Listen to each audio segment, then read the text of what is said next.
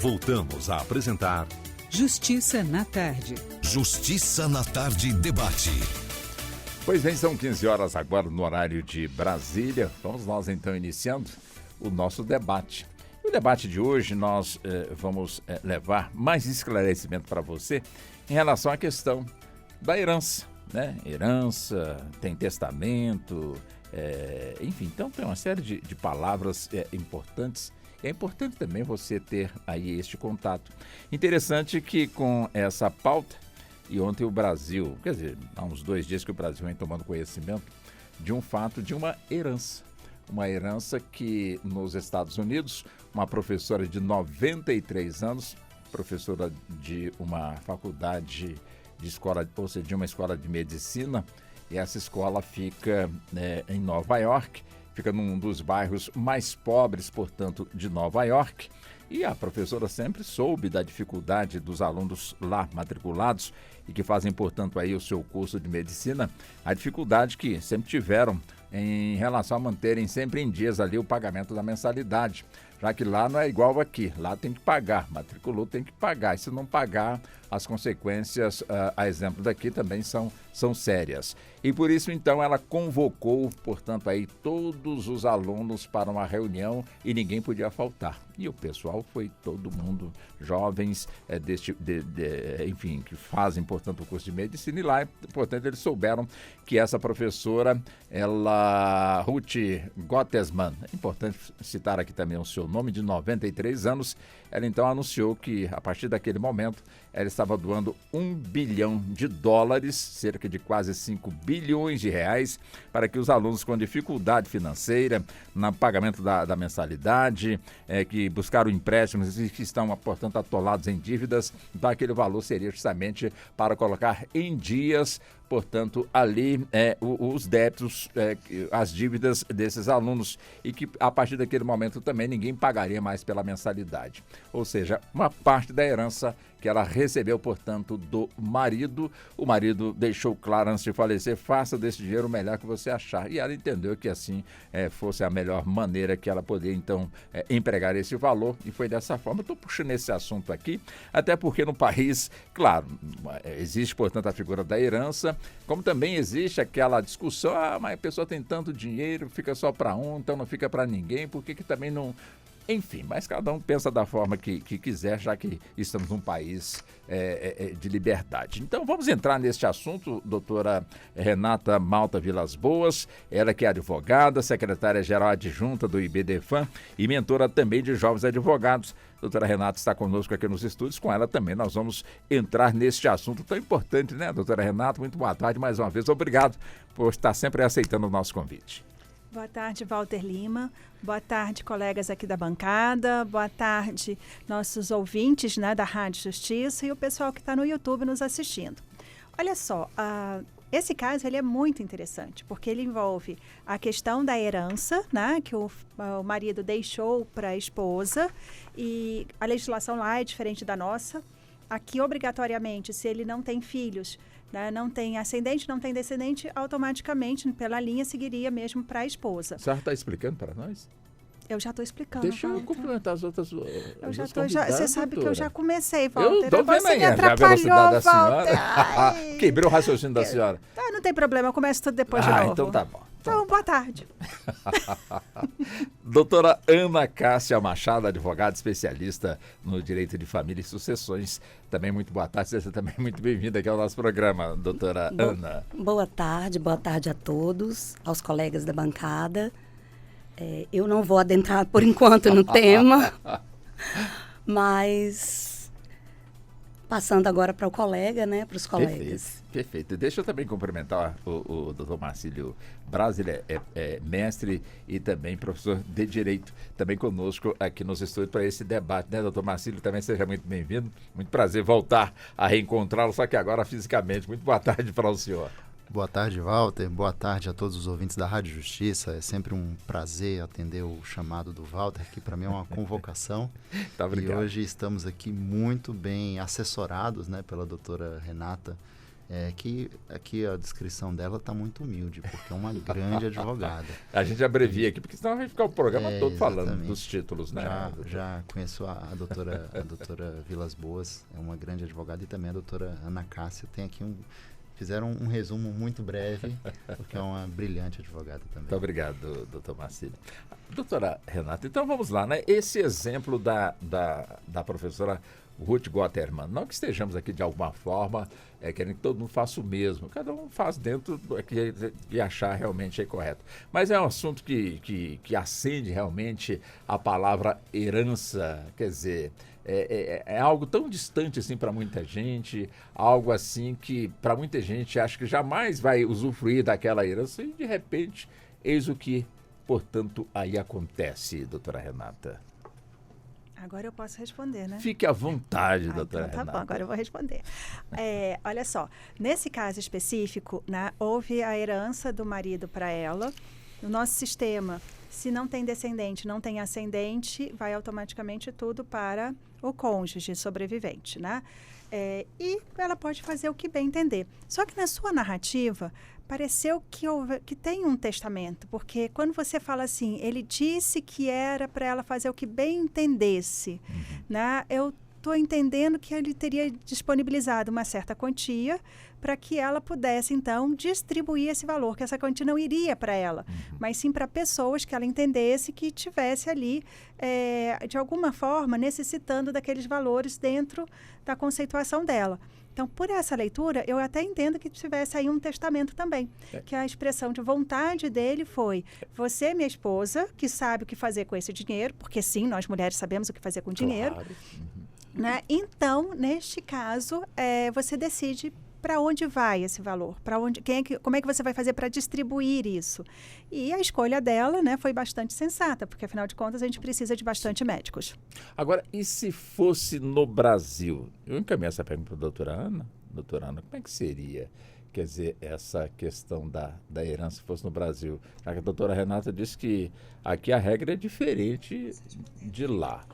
Conta para nós, doutora. Nesse caso, aqui no Brasil, ele teria que ter disponibilizado por meio de testamento, né, a quantia ou o percentual que ele fosse querer, né, para as instituições, para algum benefício.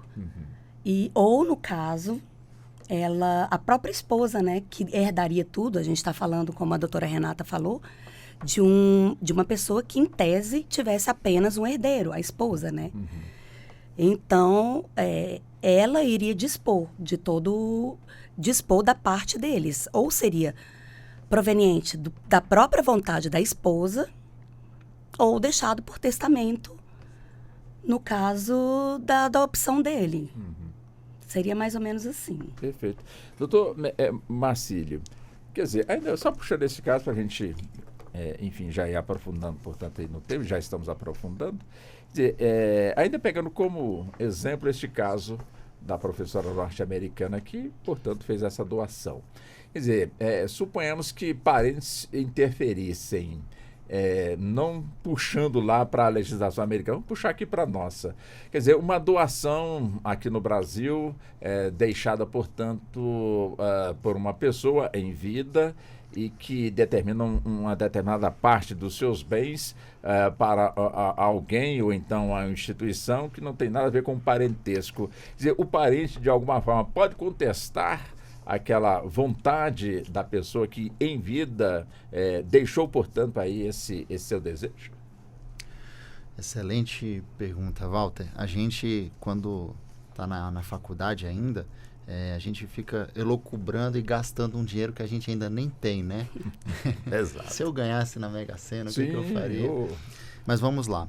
Todos nós temos uma parte do nosso patrimônio que nós podemos dispor. E isso vai depender da situação em que a pessoa está. Se ela tem filhos, se ela não tem, se ela é casada, qual é o regime de casamento dela. Mas tem uma parte que você pode dispor mediante doação. Lembrando que o patrimônio da pessoa, ela pode gastar ele inteiro, da forma como ela achar melhor. Há todo tipo de possibilidade dela, de alguma maneira, gastar esse patrimônio. Mas A questão da doação, aí você vai ter que verificar, no caso concreto, se aquela pessoa era casada ou não, qual era o regime de casamento dela. Isso aí, o pessoal de família sabe todas as regrinhas ponto a ponto. Dentro dessa parte da doação em vida ou herança, um ponto que é muito interessante, e aí puxando um pouco a brasa da sardinha para o lado do tributário, é que, tecnicamente falando, a doação e a herança, elas entram no imposto de renda mais ou menos na mesma rúbrica. Então, nós temos ali um imposto, que inclusive é um imposto estadual, que é o ITCMD, é Imposto de Transmissão, Causa Mortes e Doação. Então, é o mesmo imposto, é a mesma alíquota. E aí, cada estado vai ter a sua. E seja doado em vida, o que algumas pessoas também às vezes se questionam. E se eu doar em vida, eu vou pagar menos, eu vou facilitar a vida do meu herdeiro? O imposto é o mesmo, que é o imposto estadual, né? E aí, às vezes, inclusive, tem algum problema, porque doa mais do que pode doar, mesmo para os herdeiros, né? E aí, paga imposto, às vezes, e aquela doação depois é anulada, ele vai ter que pedir a restituição do imposto que foi pago a mais. E geralmente o Estado devolve? Depende do prazo, porque nós temos um prazo prescricional, né? Muitas vezes a pessoa passa aquele patrimônio muito tempo antes de falecer, depois paga imposto e tal, vem a falecer, e aí já passou o prazo ali para ele ingressar com uma ação anulatória de lançamento, ou então uma ação de restituição para pegar esse tributo novamente. Pelo que eu estou entendendo, doutora Renata, quer dizer, numa questão de herança, tem os herdeiros. O Estado também entra como herdeiro através das dos seus setores, né? De alguma forma estão aí a cobrar impostos, enfim, também entra como herdeiro, assim, no sentido figurado? Olha, Walter, eu não posso falar que ele é herdeiro. Eu não posso usar essa expressão. Essa não é a expressão. Não posso Mas usar essa expressão. tem uma outra que, na realidade... O que pode acontecer é que, se não houver os herdeiros, né, se eles não existirem ou se não forem localizados, ou localizados eles não quiserem, então esse monte, esse valor, essa quantia, ele é entregue, né, ao Estado. Mas eu não posso falar que, nesse caso, ele é herdeiro. Tá certo? Então, é conceito diferente e consequências diferentes, tá? Então, tipo assim, eu tenho um patrimônio e esse patrimônio não pode ficar sem um titular. Alguém tem que ser dono desse patrimônio, desse bem. Se ninguém quer, ou não existe ninguém dentro da linha sucessória autorizado a receber, logo, né, então fica com o Estado, ponto. Mas eu não vou dizer que o Estado aí é herdeiro do falecido. Então, essa expressão a gente não utiliza dentro do direito sucessório, tá? Mas, assim, a nossa estrutura do direito sucessório, ela é extremamente rígida. Nós não temos muito como ficar imaginando como é que vai ser, para quem vai ser, ou quanto é que vai ser. Não, há uma previsão no Código Civil e eu espero muitíssimo que a comissão do novo Código Civil nos dê uma liberdade maior, né? Mas da forma como está, eu tenho toda essa previsão escrita ali no código, eu não tenho como fugir, porque eu tenho que me adequar àquilo ali. E como o doutor colocou, se eventualmente, né, eu ultrapassar ali numa doação, né, se eu atingir a legítima, que seria essa parte que obrigatoriamente eu tenho que deixar para os herdeiros necessários, lá na frente isso vai ter que ser devolvido, vai ter que ser restituído ao monte. E isso, Walter, dá uma dor de cabeça danada, porque a pessoa às vezes já não tem mais como restituir. E existe uma situação assim, muitas vezes é até comum, eu tenho um casal, eles têm ali 2 filhos, né? Aí eles vão se divorciar. E vira e fala o seguinte, olha, nós compramos uma casa, essa casa então nós vamos deixar por nossos filhos. Ele vai doar então a parte dele para os filhos, ela doa para os filhos. Porque está imaginando, término do relacionamento, 2 filhos. Passaram-se anos, cada um constituiu uma nova família, um filho para cada lado, imagina, né? Só que aquela casa que estava com aqueles 2 filhos, direcionada àqueles 2 filhos, de repente é o único patrimônio que foi constituído por um dos 2 ex-cônjuges, né? Ou pelos 2, e eles tiveram outros filhos. Então, eu teria que restituir esse monte, fazer uma nova divisão. E se essa casa, esses filhos falaram, irmão, vamos vender, vamos aí ganhar o mundo, né? Como é que é? Amar, rezar, comer, amar, rezar, rezar, amar e comer, não é? Essa coisa. Então, o que aconteceu com o dinheiro? Desapareceu. Então, os 2 irmãos agora têm que devolver o equivalente para esses irmãos que nasceram posteriormente. E, às vezes, esse nascimento é 20 anos depois. Mas aí muita gente pode dizer, não, mas eles não eram nascidos, então não tinham direito. Mas eles só se tornam herdeiros com o falecimento dos genitores. E até então, eu vou ver qual é todo o patrimônio que esse genitor trouxe, né? E aí, se ele fez uma doação para algum dos seus herdeiros, ele está desequilibrando, né, o patrimônio que ele está deixando. Logo, eu tenho que restituir ao monte e refazer essa divisão. Olha só a dor de cabeça. Agora, doutora Ana, a senhora é especialista, portanto, no direito de família e sucessões. Quer dizer, na nossa cultura, nós temos o hábito realmente de deixar tudo arrumadinho, tudo certinho, tudo prontinho, tipo assim, para não dar problema para quando, enfim, houver o falecimento do titular, portanto, de todo daqueles bens, ou ainda prevalece aquela história, deixa eu morrer, depois vocês tomam conta. É mais ou menos isso, deixa eu morrer. A gente presenciou muito essa situação agora na pandemia. Na pandemia, as pessoas tomaram noção, tiveram a noção de que realmente um dia o falecimento ia chegar. Depois da pandemia, muitas pessoas começaram a procurar os advogados para realmente fazer essa organização, para fazer esse planejamento sucessório. Que antigamente não tinham. Tem gente, inclusive, hoje, que procura funerária para fazer plano funerário. Então, assim, com relação ao direito sucessório, a partir da pandemia, aumentou drasticamente a busca pelo planejamento.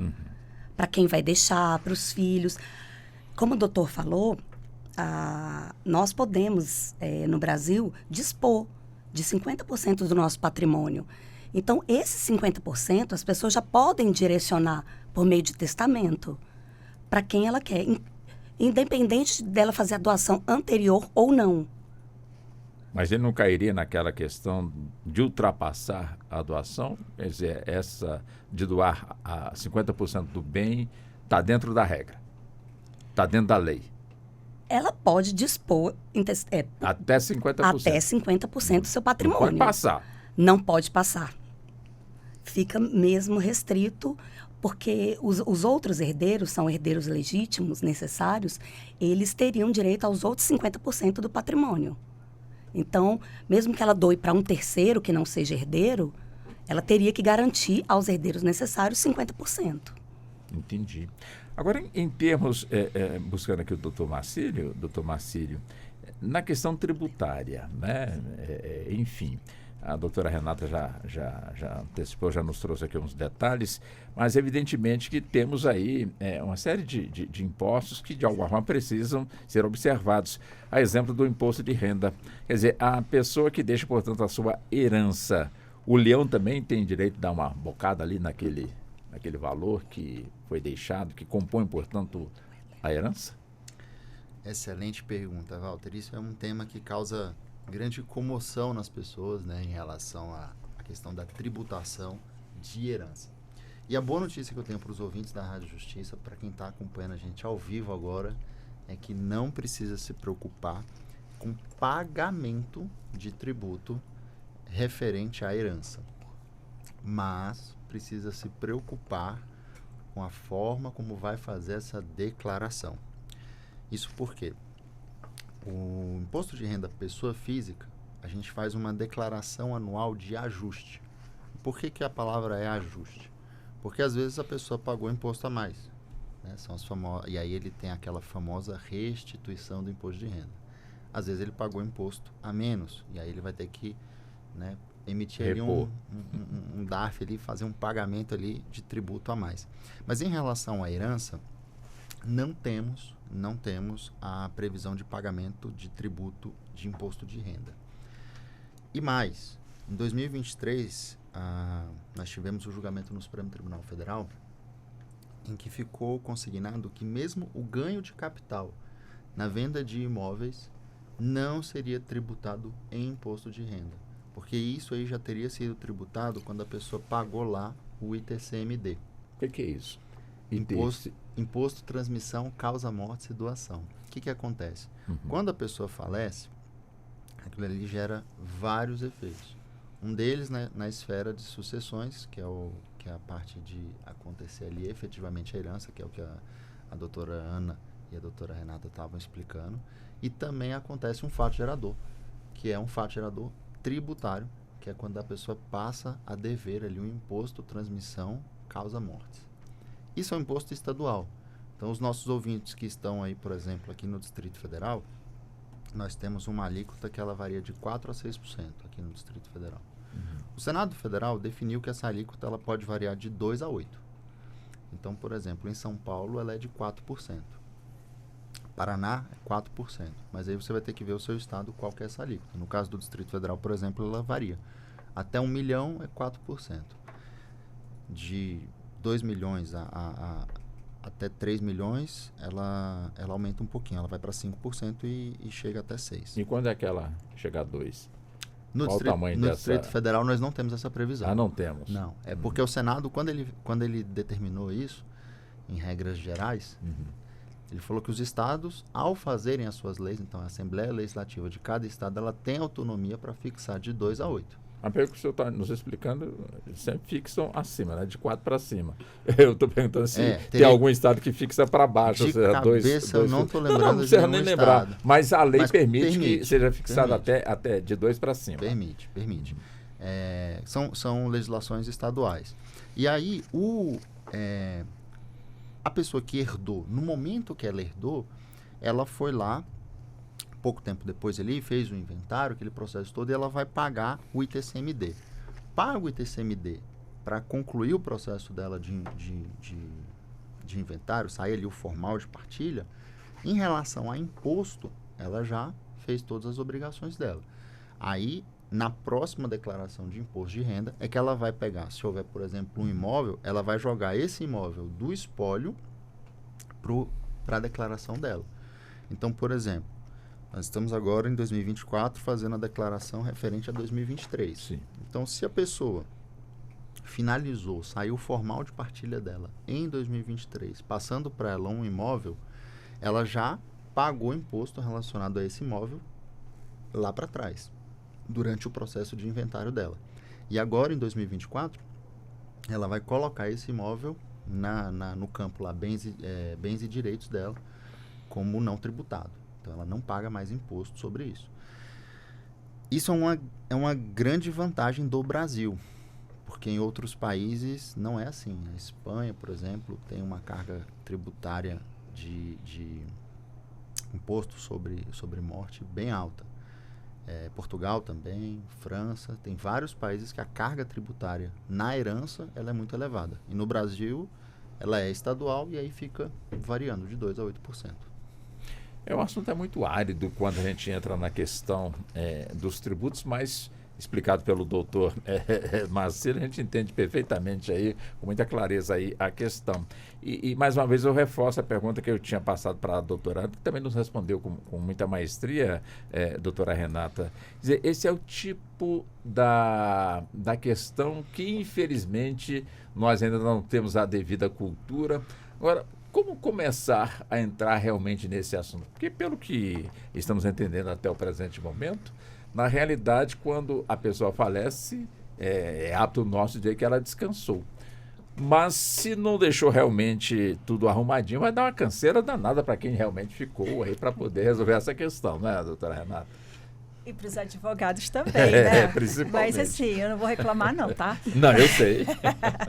Olha só, o que acaba acontecendo? Dentro da nossa cultura, a gente não trabalha a questão morte, né? E não é só a morte no meu falecimento, não. É qualquer coisa que você possa levar a ideia de que a pessoa vai ter algum tipo de problema, a gente não gosta de solucionar. Então, se eu viro e falo assim, olha, Walter, tá na hora de você fazer um seguro para o seu carro.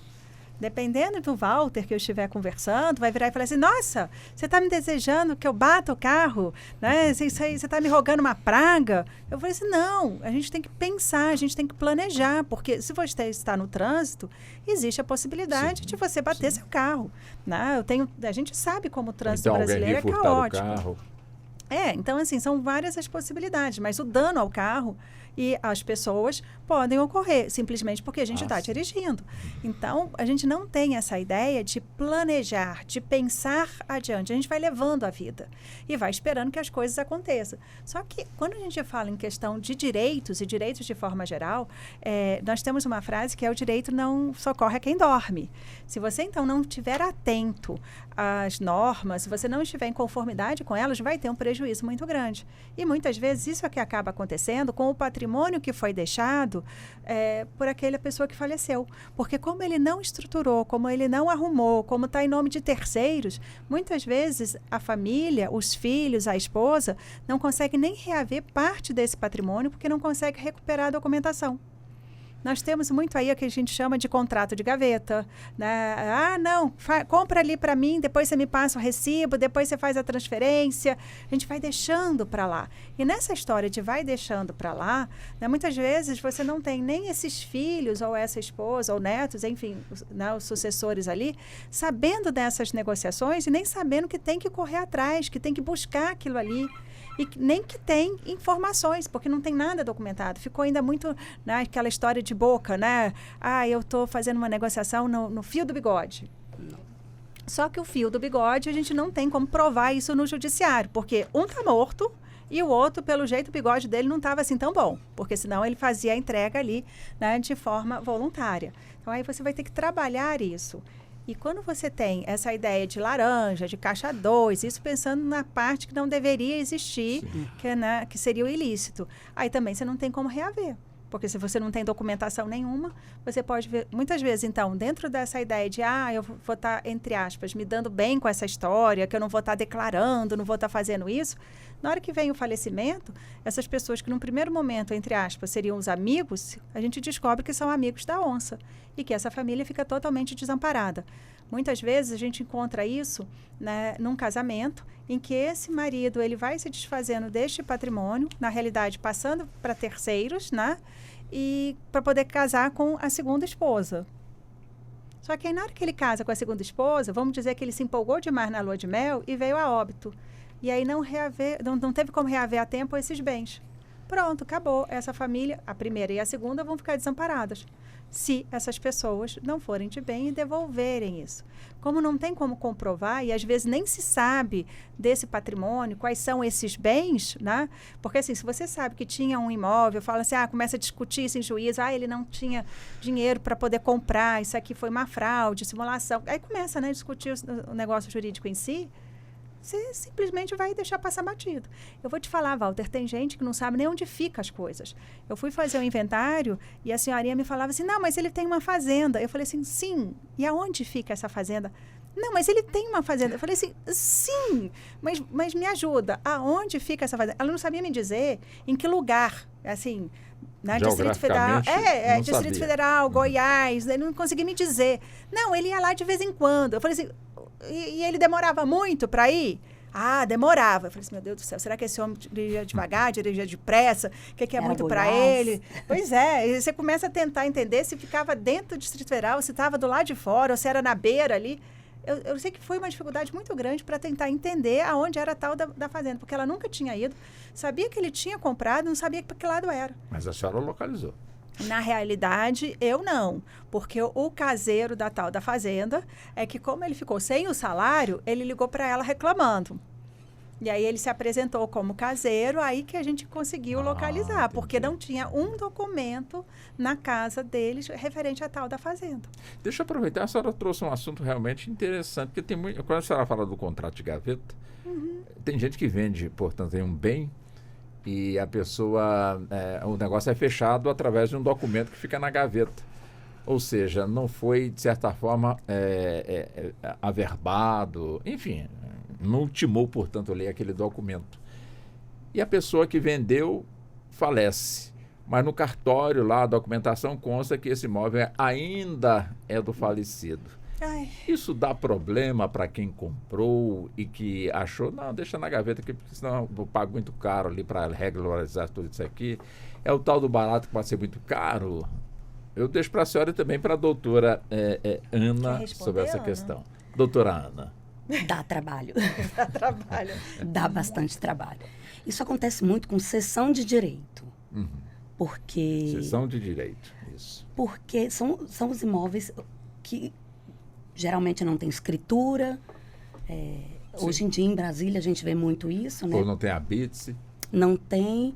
E as pessoas ficam desassistidas. Aí elas fazem esse tipo de contrato de gaveta, falece, e o que o herdeiro vai fazer? Vai buscar de volta.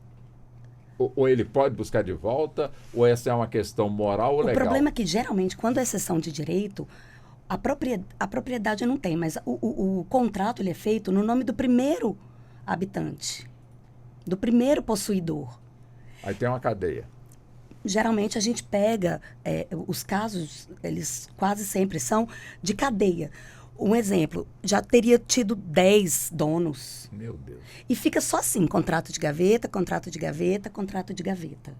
Ou devido a falecimento, ou devido a essa venda. Então, a gente tem esse problema muito grande ainda com relação a isso. E aí, quais são os problemas que geralmente acontecem? A pessoa pode perder o imóvel, quem acha que é o dono e tem um contrato de gaveta? Pode perder o dono. Porque nesse caso não há proprietário. A terra ela ainda não foi regularizada, vamos supor assim. Então, ela vai ter que usar o braço forte mesmo e pegar toda a documentação, ver tudo que ela tem, desde quando a pessoa está lá, desde quando ele é o possuidor, para tentar, de qualquer forma, permanecer naquele imóvel. O comprador de boa-fé, de alguma forma, sofre também essa restrição? Quer dizer, para mim, todo comprador de boa-fé, nessa questão que nós estamos aqui abordando, doutora Renata. Quer dizer, comprou imóvel, contrato de gaveta, o tempo passa, a pessoa morre, aí ela acende a luzinha e agora? Ou às vezes nem toma nenhuma providência e deixa a coisa também caminhando. Quer dizer, qual o problema realmente que pode? É a pessoa perder o imóvel ou quando for regularizar, ter realmente aí que pagar muito caro para poder ter esse documento? Olha, Walter, vai depender do imóvel que a gente estiver falando e em que circunstâncias isso aconteceu. Porque ele pode desde perder totalmente o imóvel, como ter a possibilidade de comprar. Esses imóveis que estão dentro do sistema Minha Casa Minha Vida ou nomes similares, existe lá uma cláusula no contrato vedando que durante X anos, né, aquele que se inscreveu no programa, ele possa vender esse imóvel. E vender de qualquer forma, ele não pode, então, vender. E ainda tem dizendo que se houver uma venda, essa venda ela não é considerada e o imóvel vai ser retomado pela instituição financeira. Então, há uma previsão expressa nesses contratos. Todos os contratos? Não são todos os contratos, mas quando você for fazer um contrato, você fique atento. E muitos dos contratos, os mais simples de cessão de direito que eu tive acesso, que eu analisei, eles vêm com uma cláusula assim, que se eventualmente ocorrer evicção, aquele que passou, aquele que cedeu, não irá restituir o dinheiro. O que é essa tal de evicção? É a perda daquele bem por determinação judicial.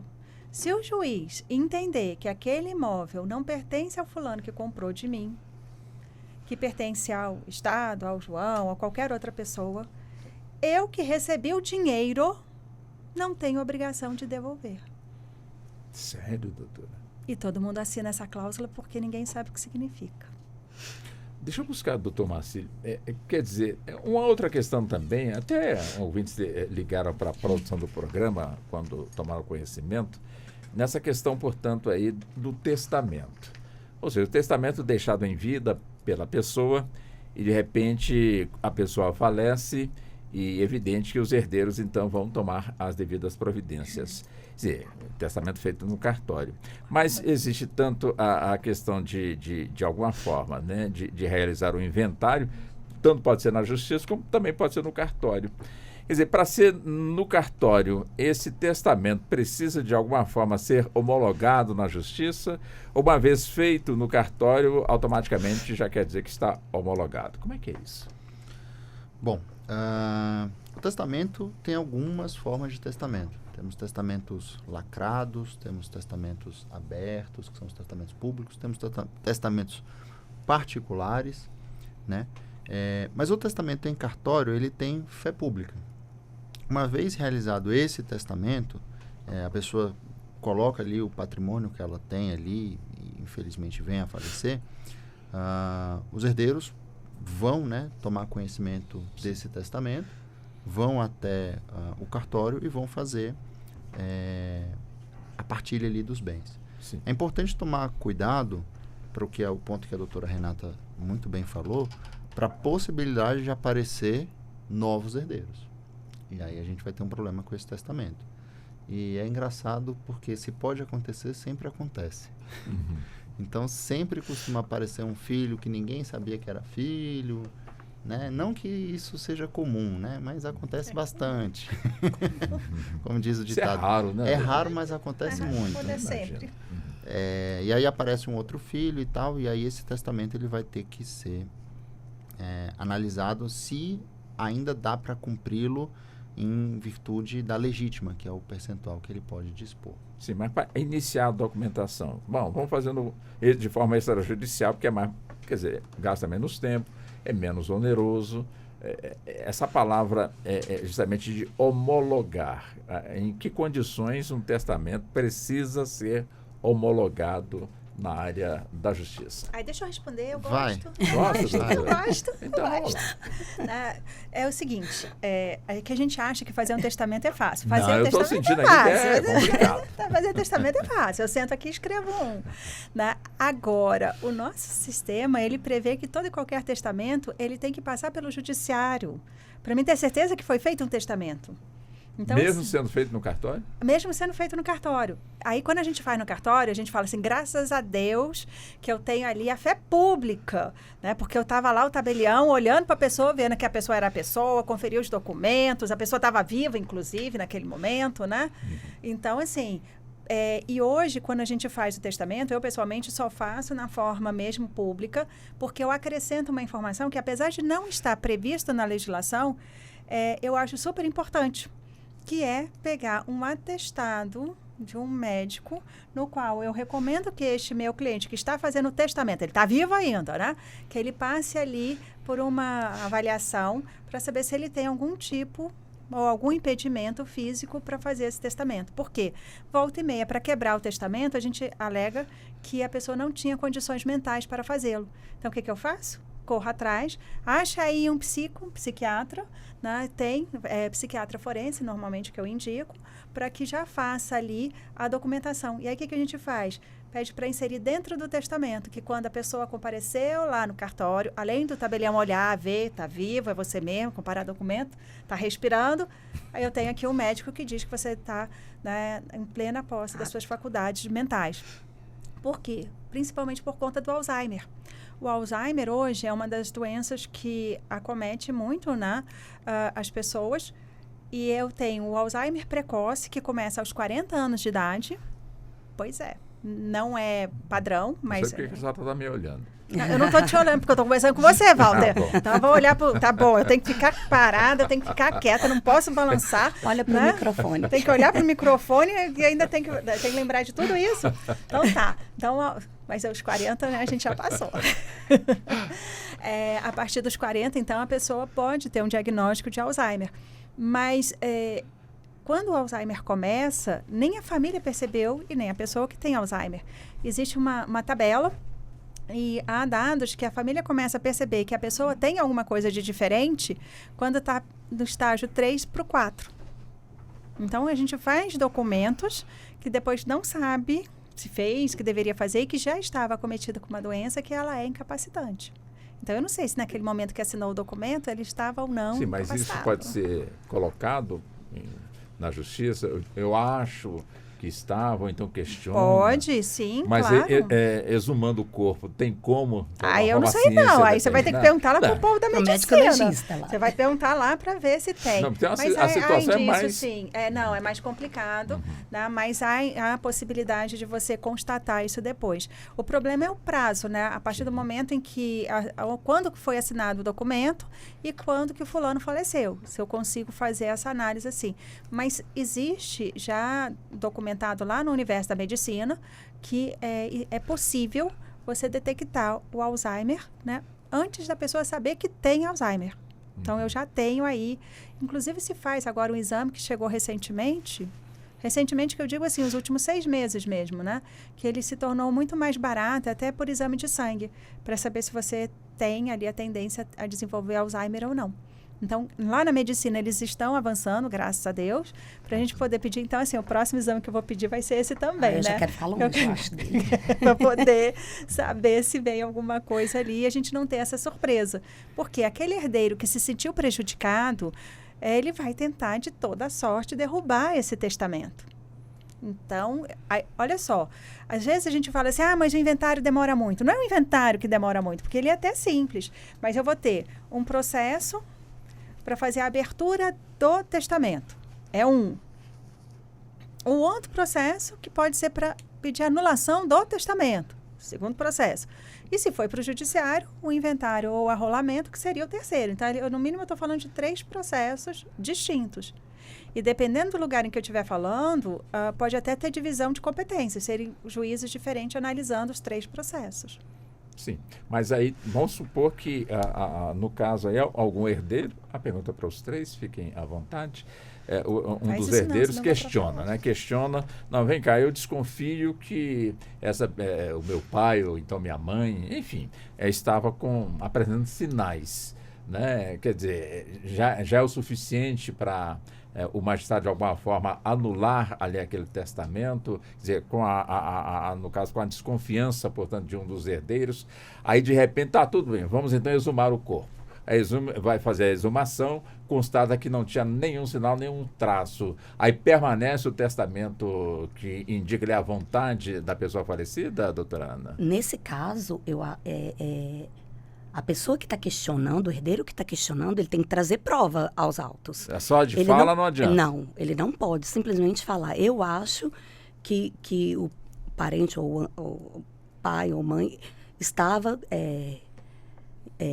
poderia ter qualquer problema no momento, a saúde mental, o Alzheimer, o juiz não poderia acatar. Ele iria pedir provas. Por que o senhor acha que ele estava assim?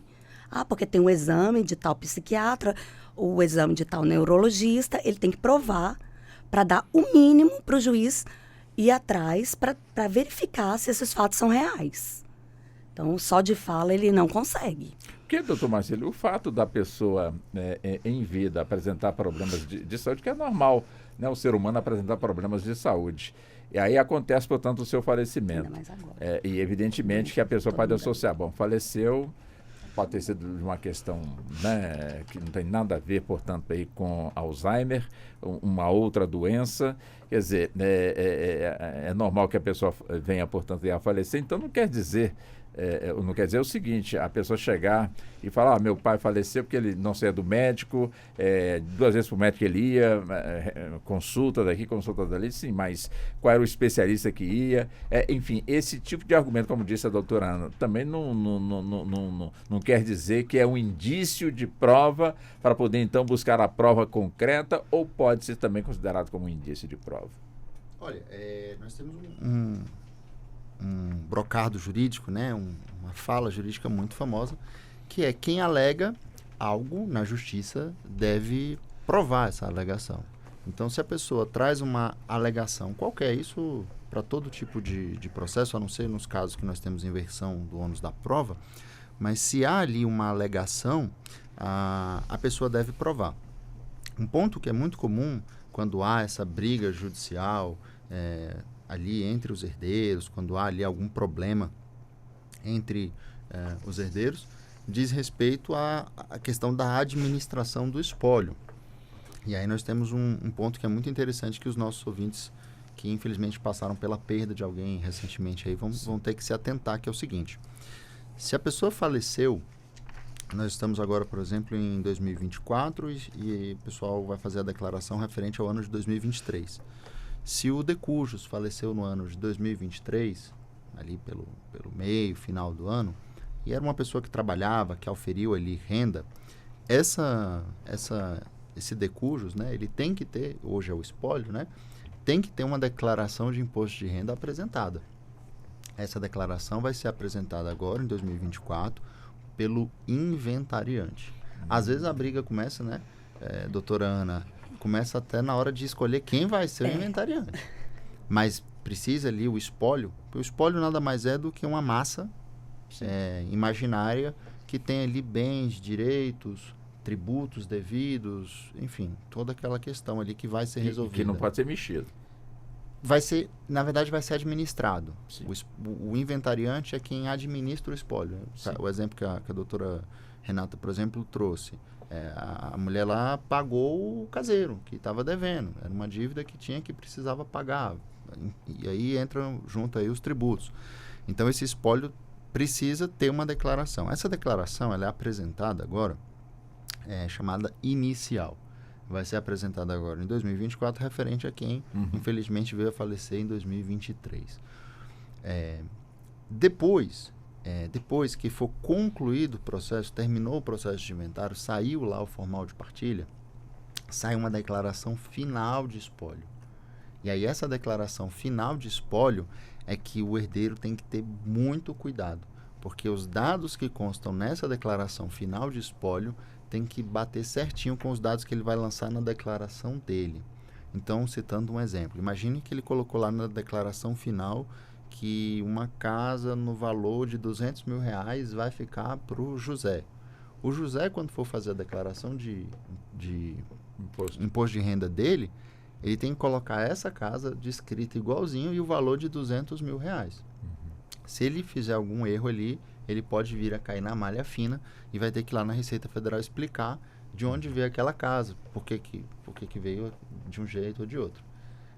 Então, isso aí é um ponto que tem que ter muita atenção. E aí, mais uma vez, né, um ponto que foi muito interessante decidido agora recentemente pelo Supremo é que pode haver nessa declaração que o herdeiro faz um ganho de capital, que antigamente ele pagava tributo.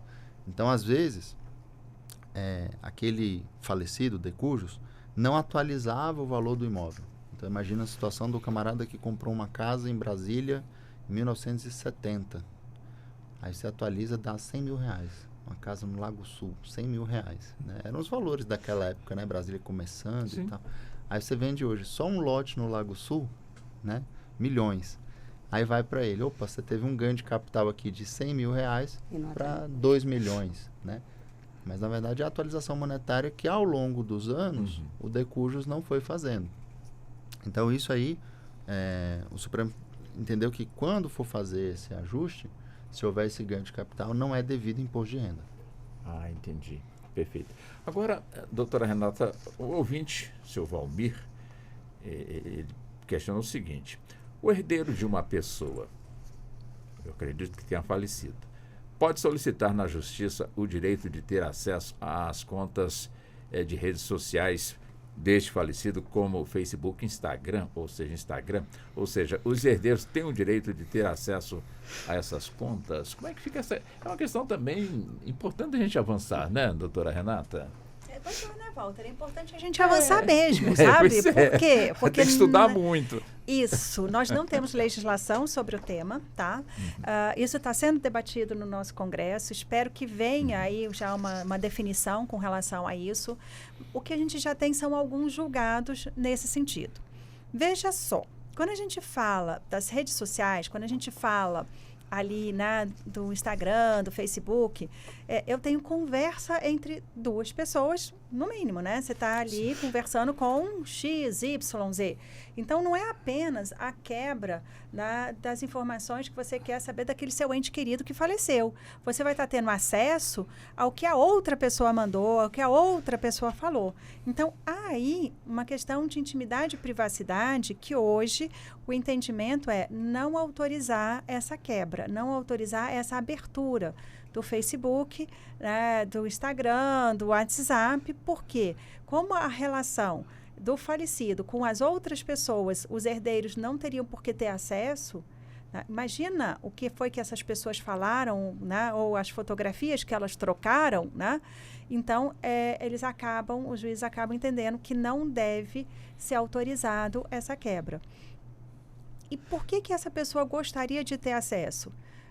Porque tem muitas fotos ali, né? Então, às vezes, as memórias daquela pessoa, o que ela vivenciou. Então, assim, tem tudo isso que ser pesado e sopesado para a gente poder alinhavar de uma forma que tanto aqueles herdeiros possam ter acesso àquilo que o pai ou a mãe, enfim, deixou, como também preservar a intimidade, a privacidade daquela pessoa que estiver do outro lado, que estiver nessas relações. Então, eu acho que as conversas, né, Walter, elas não devem ser abertas aos herdeiros.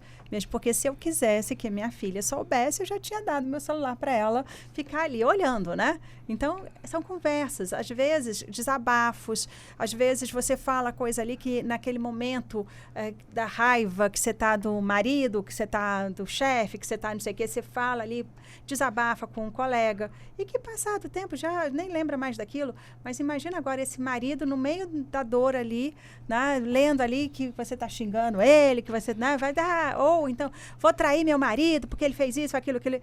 Entendeu? Então, assim, são falas que você estaria, né, desabafando com uma pessoa conhecida e que no dia do seu falecimento ou logo depois, essa pessoa ainda no meio da dor, lê ali, ela queria me trair com outro. Ou se não já estivesse, já estivesse, né, traindo, que é pior ainda, né? Que aí ele descobre só depois. Então, assim, tem certas coisas, Walter, que assim, se não foi descoberta em vida, é melhor não descobrir depois, sabia? Mas deixa eu botar uma já pimentinha pensou aqui. se vai ao dia do sepultamento, estão lá marido...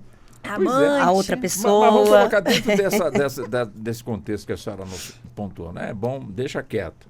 Mas suponhamos também que o falecido tenha deixado, doutor Marcílio, também doutora Ana, doutora Renata, um conto que de repente se transforma num livro, que de repente se transforma, portanto, num grande filme que chama a atenção, portanto, aí do mundo em relação àquela história deixada pelo falecido.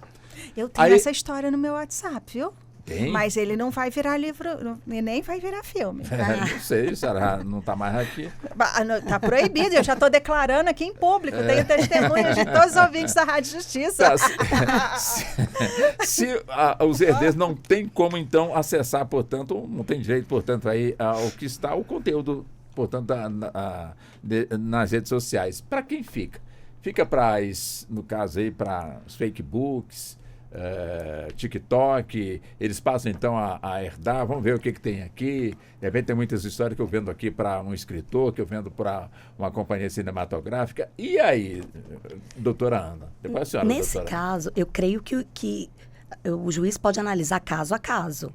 Uma coisa seria ter acesso às conversas íntimas do falecido. Mas quem teria essa leitura? Seria... Nós temos um problema grande do artista criador, porque às vezes ele falece e deixa ali a obra. E de cabeça aqui eu estava me lembrando do livro da Anne Frank, que é um livro muito famoso, que foi, obviamente, através de um diário. Né? É um diário, né? O diário de Anne Frank. E nós temos também vários livros, músicas, que às vezes ficam ali pedaços incompletos. Isso era muito comum antigamente quando tinham óperas, né? Que às vezes ali o compositor faleceu no meio, aí você tem só metade da ópera conhecida e tal. Bom, isso é um patrimônio que a gente chama de patrimônio imaterial. Uma obra literária, uma música, um quadro pela metade, é um patrimônio ali do conhecimento dele, do intelecto dele. E aí isso vai ficar para os herdeiros. O problema é quando tiver briga entre os herdeiros. Sim, mas se tiver justamente na rede social. E o aí? problema é que quando você vai lá para o Facebook similar, quando você aperta ali o eu concordo, eu aceito, que são os termos de condição, ali, né? Uma das coisas que ele diz ali é que o que está ali dentro pertence a ele. Na hora que ele falecer, aquilo tudo vai para o domínio, né, do Facebook. Mas etc. O Facebook sabe que eu morri? Ele vai perceber que você morreu, porque você vai parar de movimentar as suas redes, né? E tem também situação em que, como é vinculado ao CPF em alguns casos já, quando o CPF, aí ó, nosso colega lá de tributário, né, da Receita, é cancelado o CPF, o que vai acontecer? Você vai deixar de existir. E aí ele vai arrecadar aquele conteúdo que está ali dentro. Então, a gente já tem situações assim. E hoje o cancelamento do CPF está muito rápido. Sim. De bate-pronto, a única possibilidade que eu verifico para uma conta ser mantida é se a pessoa fizer a opção de transformar a conta dela em uma conta empresarial e ela mantiver naquela conta um caráter mais empresarial do que propriamente pessoal. Então, por exemplo, a pessoa cria ali uma conta de Instagram, chocolates da vovó Maria, exemplo, né, hipotético. E aí essa conta ali, a vovó Maria é a dona Maria ali que toma conta e tal, tira foto dos chocolates que ela faz para vender e tal. É uma conta que tem um caráter muito mais de uma empresa, de uma instituição, do que propriamente da senhora Maria. E aí, uma vez ela vindo a falecer, pode ser que algum dos inventariantes ali fala, poxa, mas a minha avó fazia chocolate, eu aprendi, eu quero continuar, eu quero usar essa marca. E aí eu vou agora legalizar um negócio que não estava legalizado, aí vai lá para o direito empresarial ver como é que legaliza isso. E aí ela, talvez, se for uma conta grande, com muitos seguidores, que tem um alcance, ou seja, que é um negócio em si, ela talvez consiga essa manutenção. Talvez. É uma linha a se pensar. Agora, se for exclusivamente a dona Maria, que tinha lá os seguidores dela, essa conta, na verdade, isso é um ponto muito interessante, que às vezes as pessoas não têm noção. A conta, ela é da empresa. Você é um locatário, um usuário daquele serviço. Um usuário que faz parte, eles usam o termo comunidade, né? Você faz parte daquela comunidade. Mas é um serviço o qual você é um usuário, né? A conta Os não motivos que eles são responsáveis, né? Por qualquer coisa que aconteça. Eu fico aqui imaginando a fórmula de um grande refrigerante que está, portanto, numa dessas redes sociais, sob o domínio de quem está vivo, e essa pessoa morre e não pode abrir. E aí, como a senhora muito bem lembrou, doutora Renata, não concordo, está ali, concordo, aí a fórmula desse refrigerante, então, fica, portanto, sob os cuidados, ou passa a ser dono, então, essa rede social da qual essa pessoa fazia parte. Nós temos um minutinho. Então, só para fechar, já estou atrapalhando.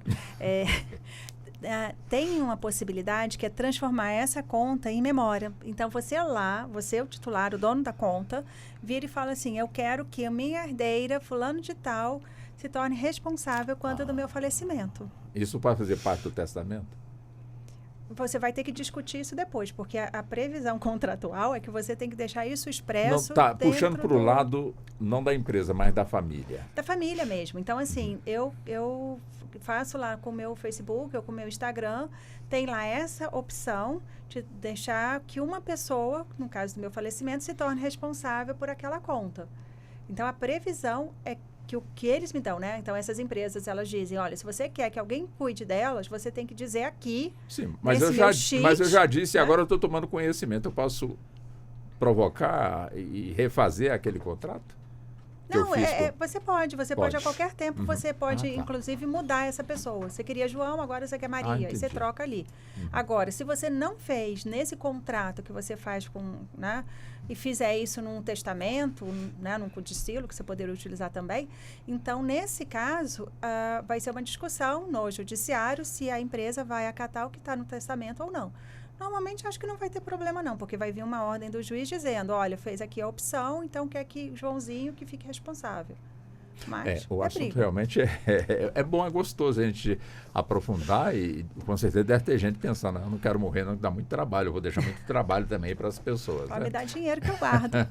Eu peço licença às senhoras, como também ao senhor, para que possamos ir ao nosso intervalo. 1 hora já se passou, mas daqui a pouquinho a gente volta e vamos ter mais 1 hora pela frente para que possamos então avançar neste tema tão instigante. Até já.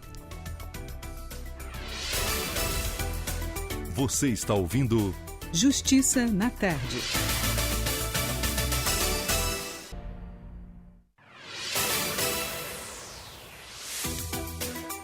Voltamos a apresentar Justiça na Tarde. Justiça na Tarde Debate. E vamos nós já de volta, entrando já na segunda hora do nosso debate. Começamos às 15, já são então 16 horas mais 5 minutos. E o debate que hoje nós estamos aqui abordando está relacionado com a herança, testamento, realmente muito importante. Importante que a população realmente se intere dessa situação, tome conhecimento dessa situação. Aparentemente é uma situação que muita gente pode estar pensando, mas eu não tenho herança, não tenho nada. Mas de repente você tem uma casa. Mas essa casa que eu ganhei, que está aqui comigo, foi uma casa que está dentro de um programa social que me vê sim, mas está no nome de quem?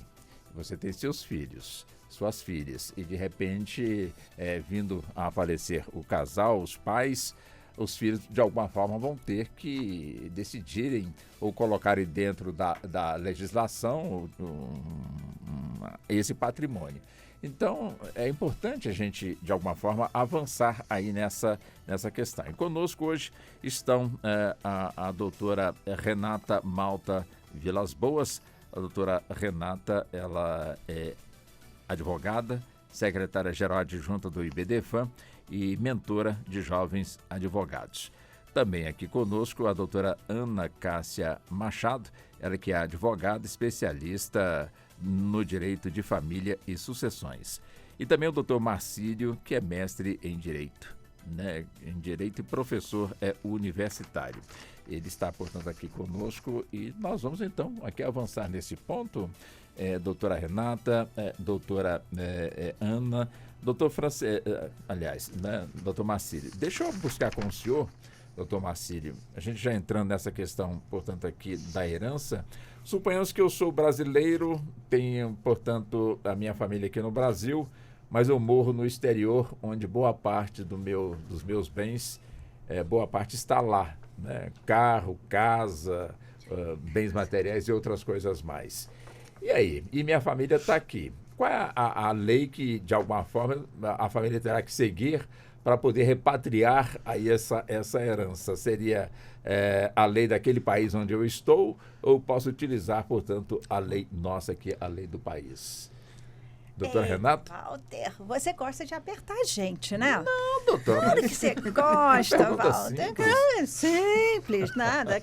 Você sabe que nada é simples no direito, né? Bom, então, Depende. tudo depende, Tudo com depende. certeza. Sim.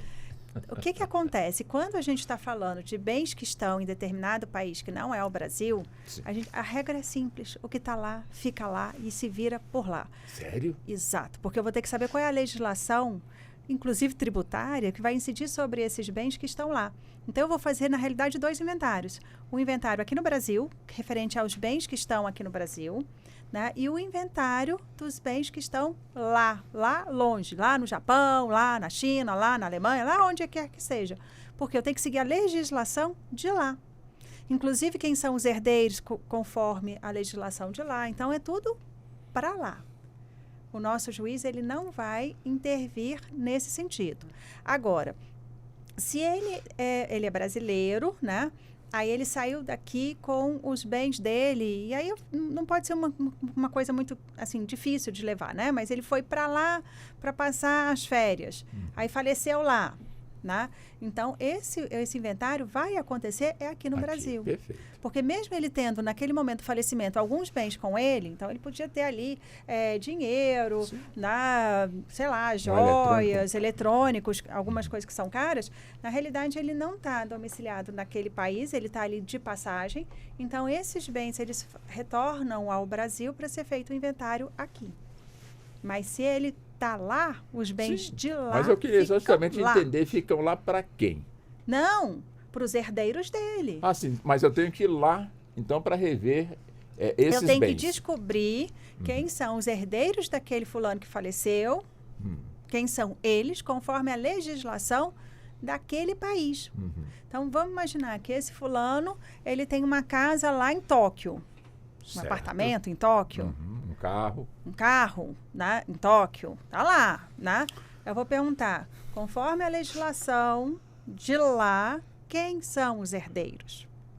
Pois Como é por que isso é que o eu estou dizendo, eu tenho procedimento? que ir lá ou então contratar algum especialista para cuidar dos meus bens ou desse interesse meu. Do seu interesse lá.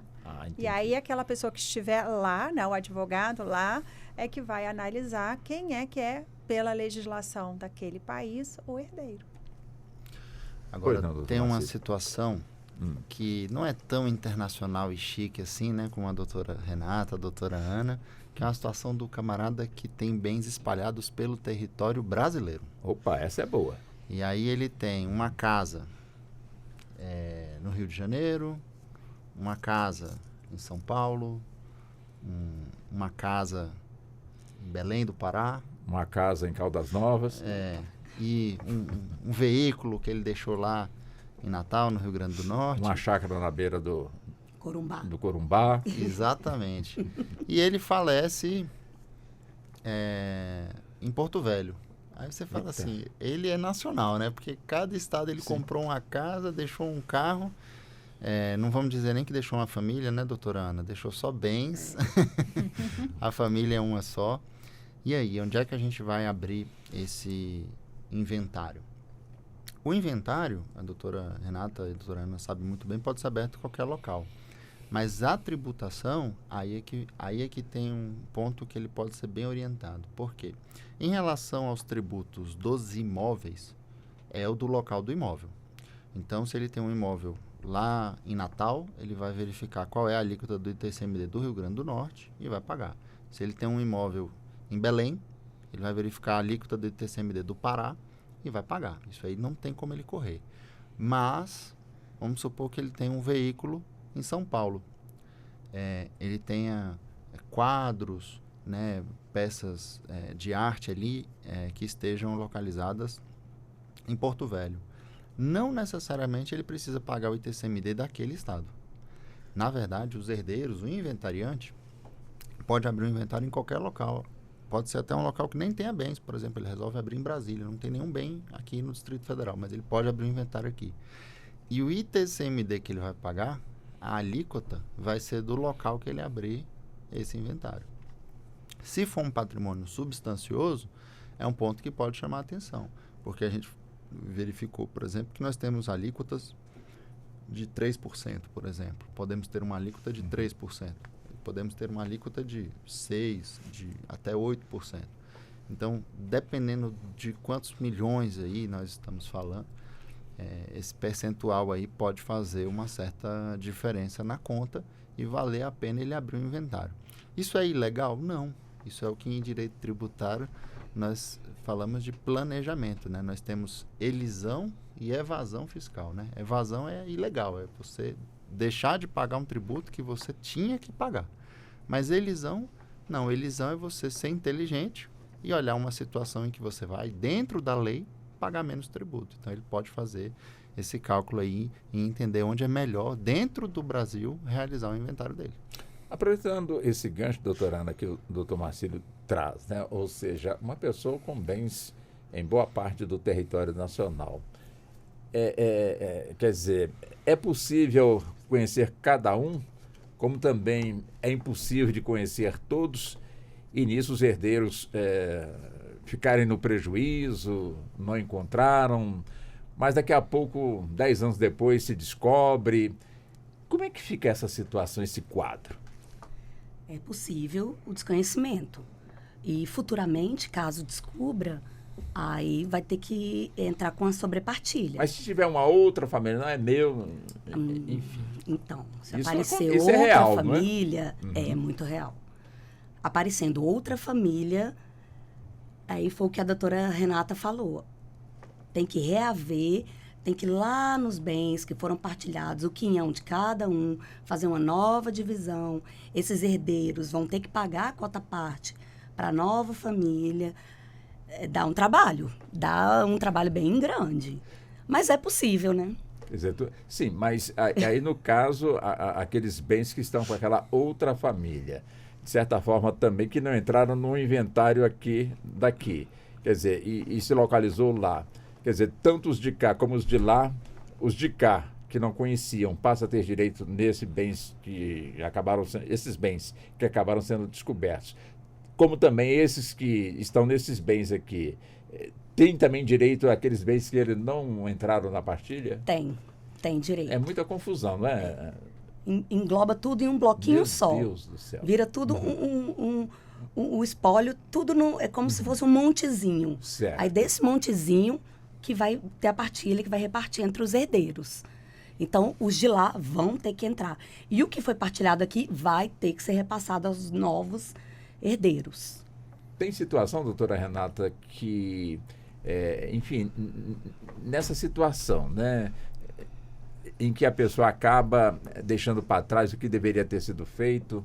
Quer dizer, tem gente que, de alguma forma, tem que vender o que está ali como seu para poder ajustar toda essa questão de herança com aqueles herdeiros que, de alguma forma, não foram contemplados.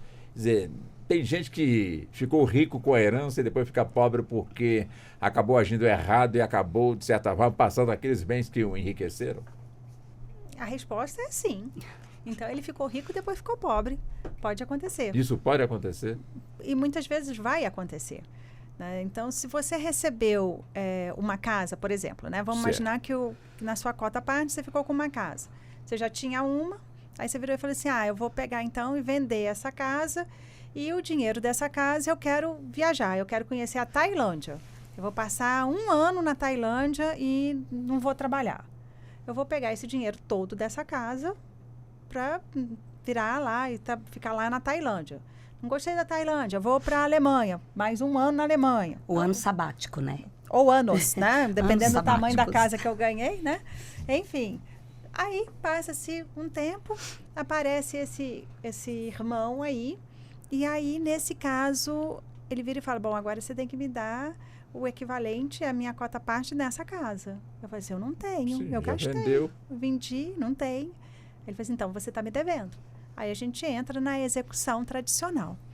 Bom, nós temos uma previsão que é para esse herdeiro que foi preterido, esse herdeiro que foi esquecido, né, ele já é herdeiro, ele tem a condição de herdeiro, a documentação dele é de herdeiro, e nesse caso ele tem que, no prazo de 10 anos do falecimento, ele tem que entrar pedindo a cota parte dele. Se passado 10 anos ele não fizer isso, acabou. Agora é tudo meu, eu posso gastar do jeito que eu quiser. Mas eu tenho uma situação que ela está em análise, que é quando esta pessoa não registrou este herdeiro. É aquele que é filho biológico, mas ele não é filho documental. E aí o que acontece? Ele vai ter que entrar primeiro pedindo, né, o reconhecimento daquela paternidade para poder se habilitar como herdeiro. E aí eu tenho uma discussão, porque o código ele não trata dessa hipótese. O STJ, ele diz o seguinte, primeiro ele falava, bom, esses 10 anos começa da contagem do falecimento do fulano. Aí depois vem um outro acórdão e disse, não, é quando do trânsito julgado reconhecendo que o fulano é herdeiro. Aí veio um terceiro julgado e falou, não, agora é dos 10 anos do falecimento do fulano. E agora, como nós estamos? Aguardando um posicionamento, porque tem um processo que está em pauta para ser julgado, para analisar isso. Conclusão, eu não sei quando é que começa hoje o tal dos 10 anos. Mas imagina que se esse resultado for que esses 10 anos vai ser a partir do momento em que ele der a entrada ou tiver o trânsito julgado reconhecendo a capacidade dele enquanto herdeiro, o que vai acontecer? Imagina ele 20 anos, 30 anos depois, ele ajuizando essa ação e pedindo a devolução desses valores. Isso pode dar uma confusão jurídica muito grande. Né? Mas esperar aí para ver qual vai ser o resultado, né, dessa decisão aí, desse processo. Surgem tantos questionamentos, né, doutor monte. Marcílio e também a doutora Renata, a doutora Ana. Um deles, doutor Marcílio. Para muita gente, de forma equivocada, e eu pergunto ao senhor se de fato é um equívoco, de pensar que eu morri, então não devo mais nada para o banco, que todo mês eu tinha que pagar meus empréstimos consignados, o meu cheque especial, eu morri, então zera tudo. É isso? O mesmo raciocínio, uma vez eu vi uma piada na internet que o cara fala assim, se eu desinstalar o aplicativo eu não estou mais devendo, né? Na verdade, não. A vida da pessoa, ela vai, né, todos nós, é um mal irremediável, todos nós um dia encontraremos o nosso fim ali, né? O final da nossa caminhada. E quem diz, pessoal, que é um mal? É um bem, né? Brincadeira, doutor. Mas todos nós Se for encontramos. agora, é o mal. Eu não quero ir agora. Tá certo. Eu não sei o Exatamente. que tem do lado de lá, de repente. É. Melhor ir pra lá do que ficar aqui, hein, gente? Não sei. Mas todos nós encontraremos. Ninguém escapa, né, doutor? Ninguém escapa. Eu não deixei nada preparado, então não pode ser. Não pode ser. E aí a gente, nesse momento, se nós pegarmos hoje mesmo, nesse instante mesmo, nós temos dinheiros a receber, graças a Deus, né, doutora? Ainda Mas bem. também temos contas a pagar, temos impostos a pagar, temos obrigações diversas. Então a nossa vida ela está em andamento e ela vai continuar assim. Então é para isso que serve a ficção jurídica do espólio. Por que a gente chama de ficção jurídica? Porque o espólio ele é uma criação do direito, né? O direito é uma ciência que criou a figura do espólio para que você, primeiro, né? Tem um aspecto, até uma vez eu li um autor falando sobre isso, tem um aspecto humanístico, para você não ficar falando assim, é o seu Joãozinho, o seu Joãozinho falecido, o seu Joãozinho. Não, é o espólio do seu Joãozinho. Não é mais o seu Joãozinho já está descansando, né? Agora é o espólio dele, que é uma ficção que tem bens, dívidas, tributos, e isso aí precisa ser acertado. A boa notícia para o nosso ouvinte da Rádio Justiça: não existe herança de dívida. Então, se a pessoa tinha uma vida descontrolada, estava devendo o banco, não tinha patrimônio nenhum, mas ia lá e devia todo mundo, você não vai ter que pagar essas dívidas, porque essas dívidas são da pessoa. Mas, se havia patrimônio e havia dívida, é preciso fazer essa liquidação. Então, é preciso que pegue esse patrimônio para que se pague essa dívida. A herança ela é justamente a sobra positiva dessa matemática. Então, você pega o que tinha de patrimônio, paga o que tinha de dívida. Sobrou alguma coisa? Sobrou. Essa sobra é o que a gente chama de herança. E aí ela vai ser dividida entre os herdeiros que existiam naquele momento. Por isso que foi muito importante o esclarecimento da doutora Ana. Mas tinha uma pessoa que eu não conhecia, mas tinha um patrimônio que eu não conhecia. Mas ele já existia. Então, depois, pode ser feito, inclusive, depois até, né, doutor, uma sobrepartilha. Caso se encerre o inventário, faz a declaração de imposto de renda, faz tudo e encerrou. Passaram-se alguns anos. Poxa, descobri novo patrimônio, descobri novos herdeiros. Você pode fazer uma sobrepartilha e repartilhar ali aquele patrimônio. Interessante. Pois não, doutora Ana? Existem contratos bancários de financiamento que tem uma cláusula, O prestamista. que após a morte o contrato a dívida se extingue. Então, Esse ponto que a doutora falou é muito importante. É um contrato que tem uma cláusula de seguro, chama seguro prestamista. Sim. E adivinha se o banco vai te falar que você tinha essa cláusula ou não, né? Vamos imaginar, né? ele vai estar lá naquela pequenininha linhazinha. É importante que Mas o banco não pode esconder. Não, esconder não, mas... Tipo assim, não, ele continua devendo, morreu, mas continua devendo. Se ele assinou esse contrato, como o senhor falou, prestamista, como é que é? Na hora de tomar um empréstimo, ele faz a opção pelo seguro prestamista. Sim. Ele vai pagar um pouquinho a mais ali, Sim. mas aí fica essa garantia que se ele falecer, aquela dívida é paga quitado. pelo seguro. É um pelo seguro. Sim. É um seguro da dívida. Então, ele pega um valor X, tem a parcela, e dentro dessa parcela ele está pagando esse seguro, né? Às vezes, né, o banco não viu que tinha essa cláusula ali e tal, Foi né? sem querer. Foi sem querer, né? A gente sabe que isso não acontece muito, né? Sim. E aí, pode ser que tenha ali alguma cláusula, ele precisa tomar cuidado, porque havendo essa cláusula, é um seguro que cobre aquela dívida. Então, é um seguro contratado para o empréstimo, que em caso de falecimento, cobre a dívida. Agora, doutora Renata, faleceu a pessoa, bens.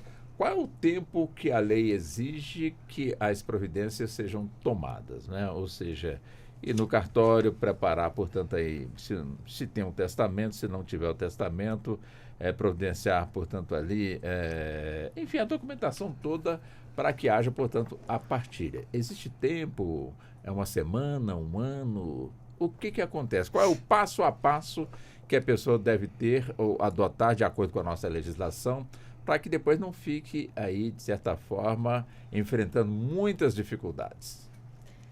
Bom, eu tenho uma previsão legal, prazo para você fazer a abertura do inventário para encerrar. O brasileiro, via de regra, ele não faz nenhum e nem o outro dentro do prazo, né? Então, tem consequências? Vai depender do estado. Tem estado, inclusive, que há previsão normativa da incidência de uma multa caso você não abra nesse prazo previsto no código. Ok. Aí você vai me perguntar que prazo é esse. Eu ia perguntar. Eu sei que você ia me perguntar. Eu estou tentando aqui lembrar que quantos dias 30 ou 60. Não me lembro. Eu estou aqui, ó, publicamente falando que eu não lembro qual é o artigo do código que tem. Sabe por que a gente não lembra?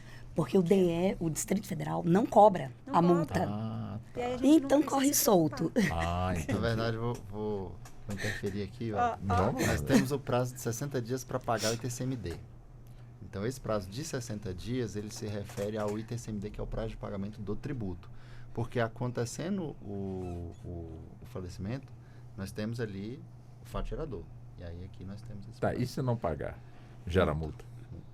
Pois é, mas aí você fala que tem o prazo de 60 dias para pagar ITCMD. Mas se eu não sei qual é o montante do inventário, eu não sei o que ele deixou de patrimônio, aí como é que eu faço?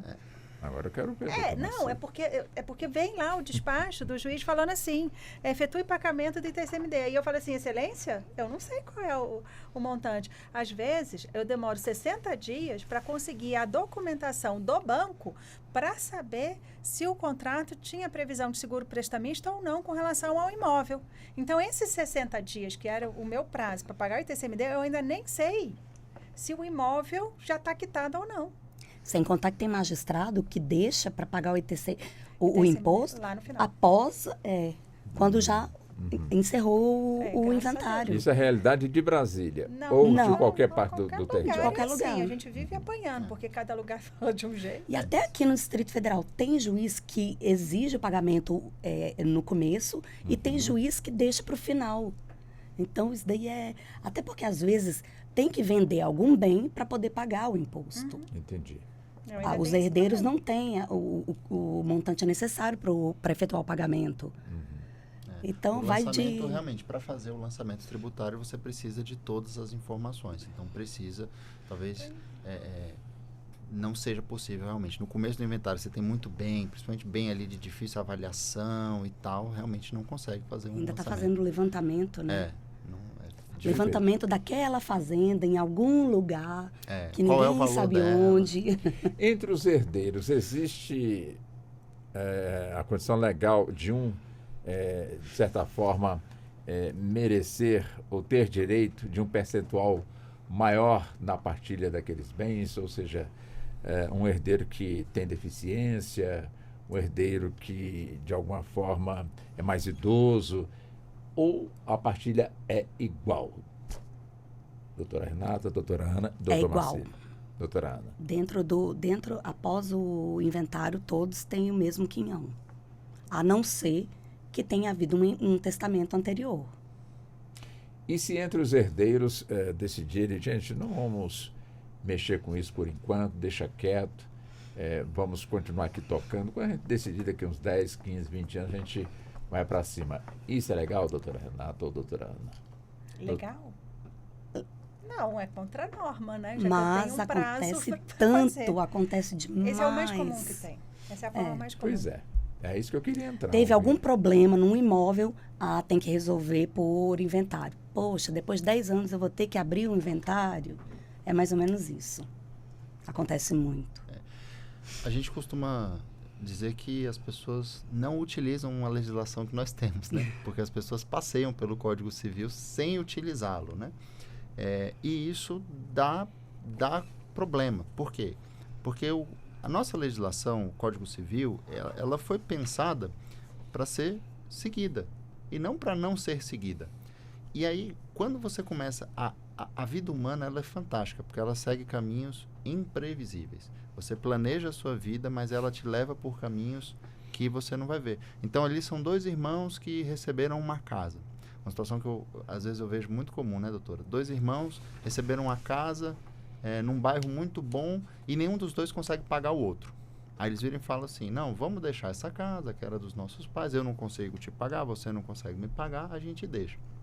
Daqui a pouco um deles arruma um casamento complicado. Daqui a pouco um deles arruma uma união estável e tem filhos. Aí quando daqui a alguns 15, 20 anos, não, realmente vamos vender a casa porque o fulano faleceu e a esposa dele não quer porque quer fazer o inventário. É aí que você vai ter um problema.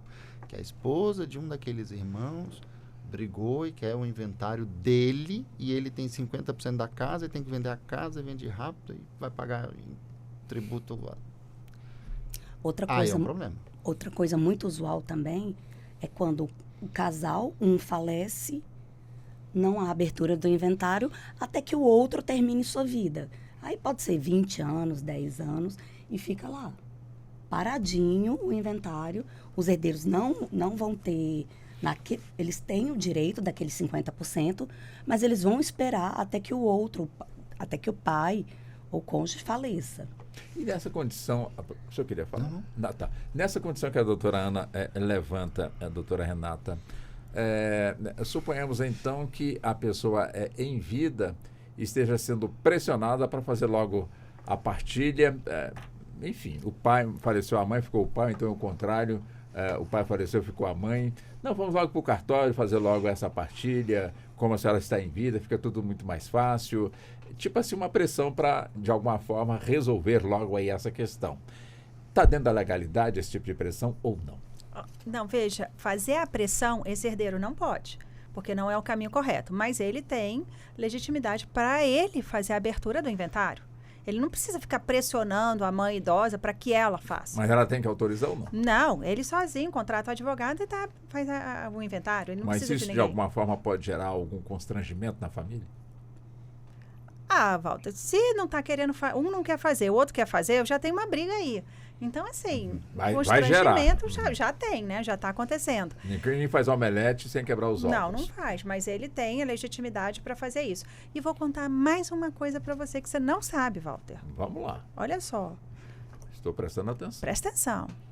O banco ficou sabendo que fulano faleceu e não pagou a ele. A esposa e os filhos não querem fazer a abertura do inventário. O banco pode fazer. Sério, doutora? Pois é. Então, qualquer credor, e aí eu digo credor do falecido... Então, o banco passa a ser um dos herdeiros. Não, ele não é herdeiro, mas ele tem ali um crédito a receber. Então, ele tem legitimidade. E mais, Walter, olha só, Tem não é mais só ainda, o credor do falecido, não. O credor de um dos herdeiros. Ele sabendo, então, que é herdeiro e que ele vai receber um dinheirinho, o herdeiro, e que com esse dinheirinho pode pagar a dívida que tem com ele, banco, o banco também pode fazer isso. Isso ninguém sabe, só o banco, né, doutor? E a senhora? E agora é todo mundo que está ouvindo a Agora todo mundo está ligado na Rádio Justiça. Justiça. Realmente é importante, né? É interessante a gente realmente trazer aí essa questão. No início eu prestei bem atenção quando falávamos aqui na reforma do Código Civil. Mas eu falo, graças a Deus. Por que a senhora se expressou de forma positiva diante desse assunto que nós estamos aqui abordando? A senhora pensa que eu não presto atenção? Eu fico aqui ligado. Não, você presta, depois eu me arrependo. Não, o Código Civil, ele já nasceu velho. Por quê? Ele é de 2002, entrou em vigor em 2003, mas ele começou a tramitar no Congresso Nacional na década de 70. Certo. Então, foi dada a entrada na década de 70 e ali ficou andando para um lado, ficou andando para o outro. Então, tem muitos institutos ali que eles já nasceram com desuso, que a gente não usa, né? Nem sabe para que serve. Né? Tem outros que já vieram ali meio capengas, meio esquisitos, né? E aí você precisa refazer esses institutos. Sem contar que da década de 70 para agora, muita coisa mudou. Né? A gente tem toda a parte virtual, que não se fala uma linha no código. Né? A questão, por exemplo, das crianças nascidas por inseminação artificial, isso não tem um tratamento específico ali no código. Então, questão de filiação, não tem. Quer dizer, tem muita coisa para ser analisado. Tudo que a gente teve alteração em termos de medicina, em termos de tecnologia, nada disso está sendo contemplado dentro do código. E você precisa, porque você precisa disso no dia a dia. Né? Então, a gente está falando ali de Facebook, de TikTok, não sei o quê. O código não fala sobre isso, porque quando ele nasceu, isso não existia. Né? Quando nós nascemos, isso não existia. Então, ele não sabe dar esse tratamento. Então, precisa fazer toda essa leitura, sem contar que muita coisa que está no código, a gente fez aí alterações e interpretação pelos tribunais superiores. Né? Então, a gente usa muita súmula do STJ, do STF, em alguns casos. Né? A parte de família, depois que porque, olha, a gente tem que lembrar que eu tinha o Código Civil de 1916, Constituição de 1988, aí veio o Código em 2002, mas com a cara de 70, né? Então ele já não estava conversando com o Código, por isso que a gente fala constitucionalização do direito civil, porque toda a interpretação que eu faço do Código Civil, eu tenho que levar em consideração a Constituição Federal e o princípio da dignidade da pessoa humana como base. Né? E ele não estava assim. Então, eu preciso rever todo esse código para ele ficar realmente adequado ao Brasil 2024, 2025, porque a legislação sempre está para trás, né? A sociedade caminha muito mais rápido, ela vai evoluindo ou vai se tornando, ela vai se mexendo, né? Às vezes para frente, às vezes para trás, né? E a legislação ela fica ali paradona. E a gente tem que fazer toda essa adequação. Então, sim, eu espero que a alteração do Código Civil venha logo, né? Venha rápido. Né? Nós temos alguns institutos que a gente fala assim, meu Deus, o que eu vou fazer com isso? O direito real de habitação no caso de falecimento. Meu Deus do céu, estou xingando todo mundo? Não, estou xingando ninguém. O que é o direito real de habitação? É quando eu tenho uma situação em que o casal mora ali naquele imóvel, aquele imóvel pertence a um deles e o outro falece. Um faleceu e o outro ficou. Aí, como é que faz? Né? Numa primeira leitura, o que a gente estava entendendo? Que no momento em que eu tenho falecimento, aquele que ficou pode ficar no imóvel, independente de se aquele imóvel 100% pertencia ao falecido. Hoje a gente já entende, mas por decisão do STJ, que se esse imóvel não for exclusivo ou do casal ou do falecido, a esposa tem que desocupar. Aí eu pergunto, nesse caso, eu estou protegendo ou não estou protegendo a família? Mas eu tenho um herdeiro que é proprietário daquele imóvel, ele vai ficar desamparado? Situação que não é prevista no nosso código e que não tem uma solução para a gente hoje, ou para mim não tem uma solução. É quando eu tenho 2 casamentos. Fulano tem um imóvel, tá lá.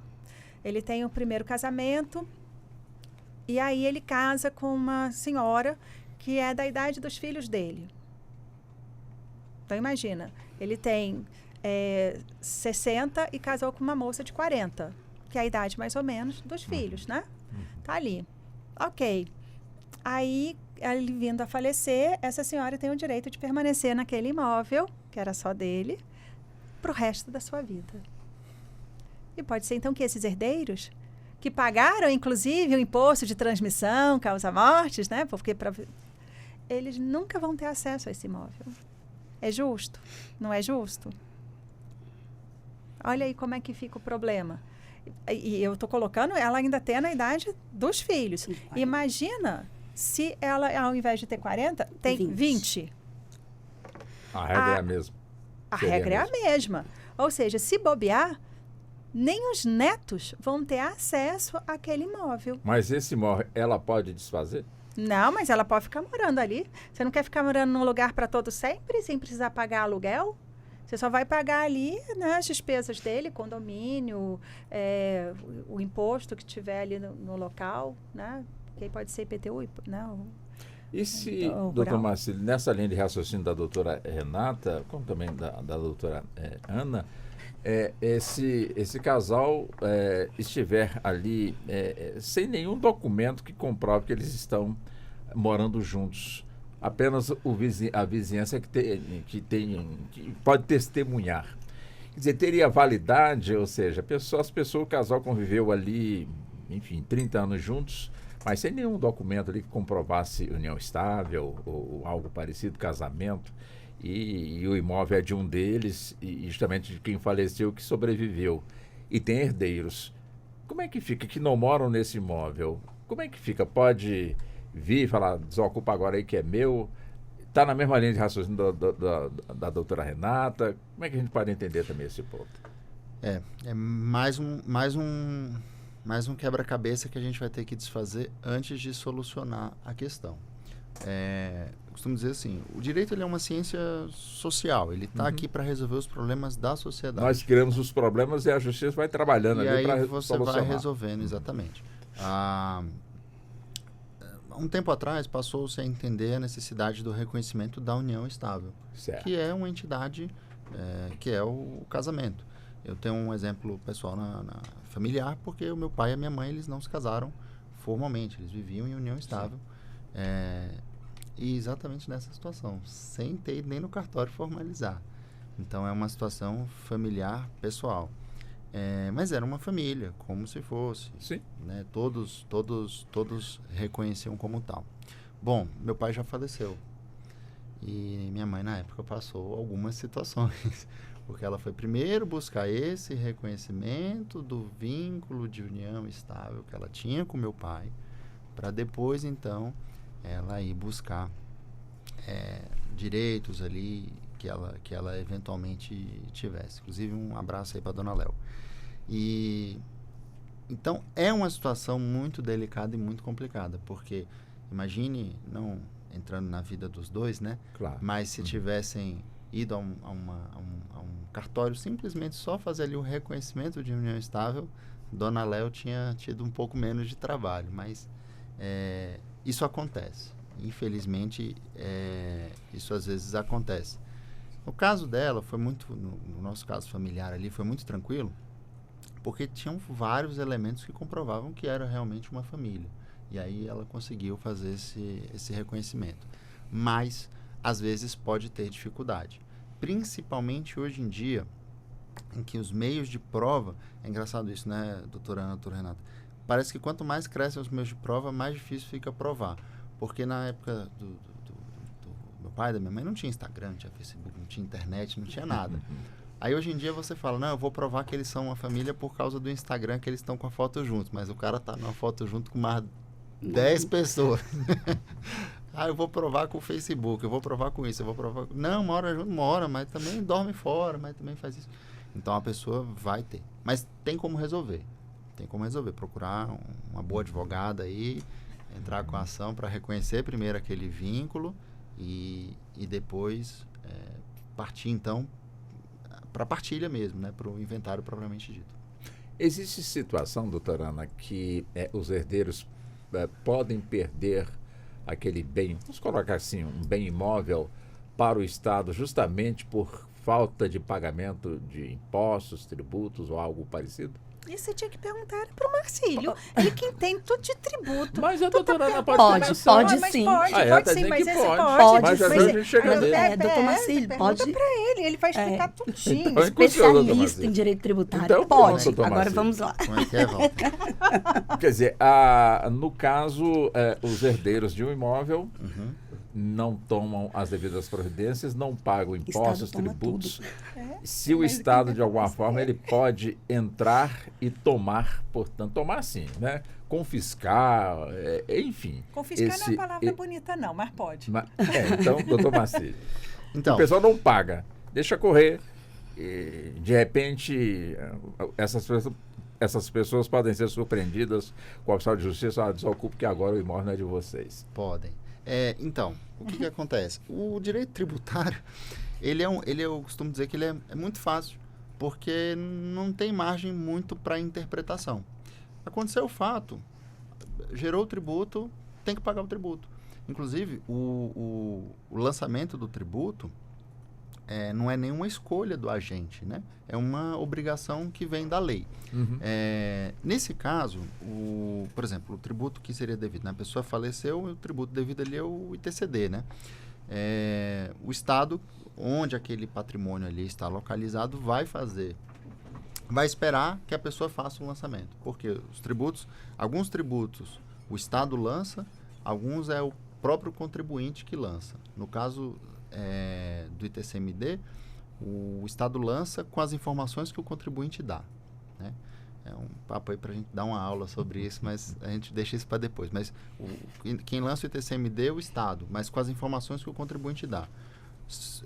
O de cujus faleceu, os herdeiros não apareceram, não foram lá, nem nada. E o Estado tomou conhecimento desse falecimento.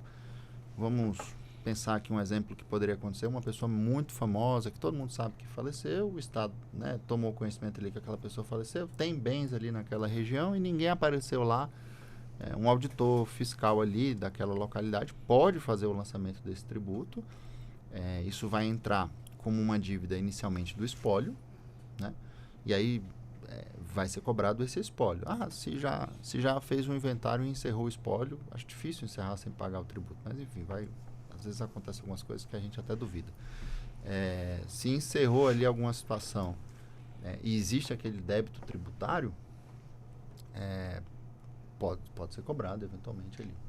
É uma dívida, né? O espólio, igual a gente falou mais cedo, né? O espólio, ele é responsável pelo pagamento de todas as dívidas. E o tributo, o imposto é uma dívida. Então, ele tem que pagar aquilo ali. A situação realmente... quanto mais a gente fala, mais a gente... Não, e os herdeiros ainda têm que continuar pagando. IPTU, IPVA, continua tudo normal. E, inclusive, por essas dívidas, o Estado pode tomar o bem. O IPTU, por exemplo. IPTU, por exemplo.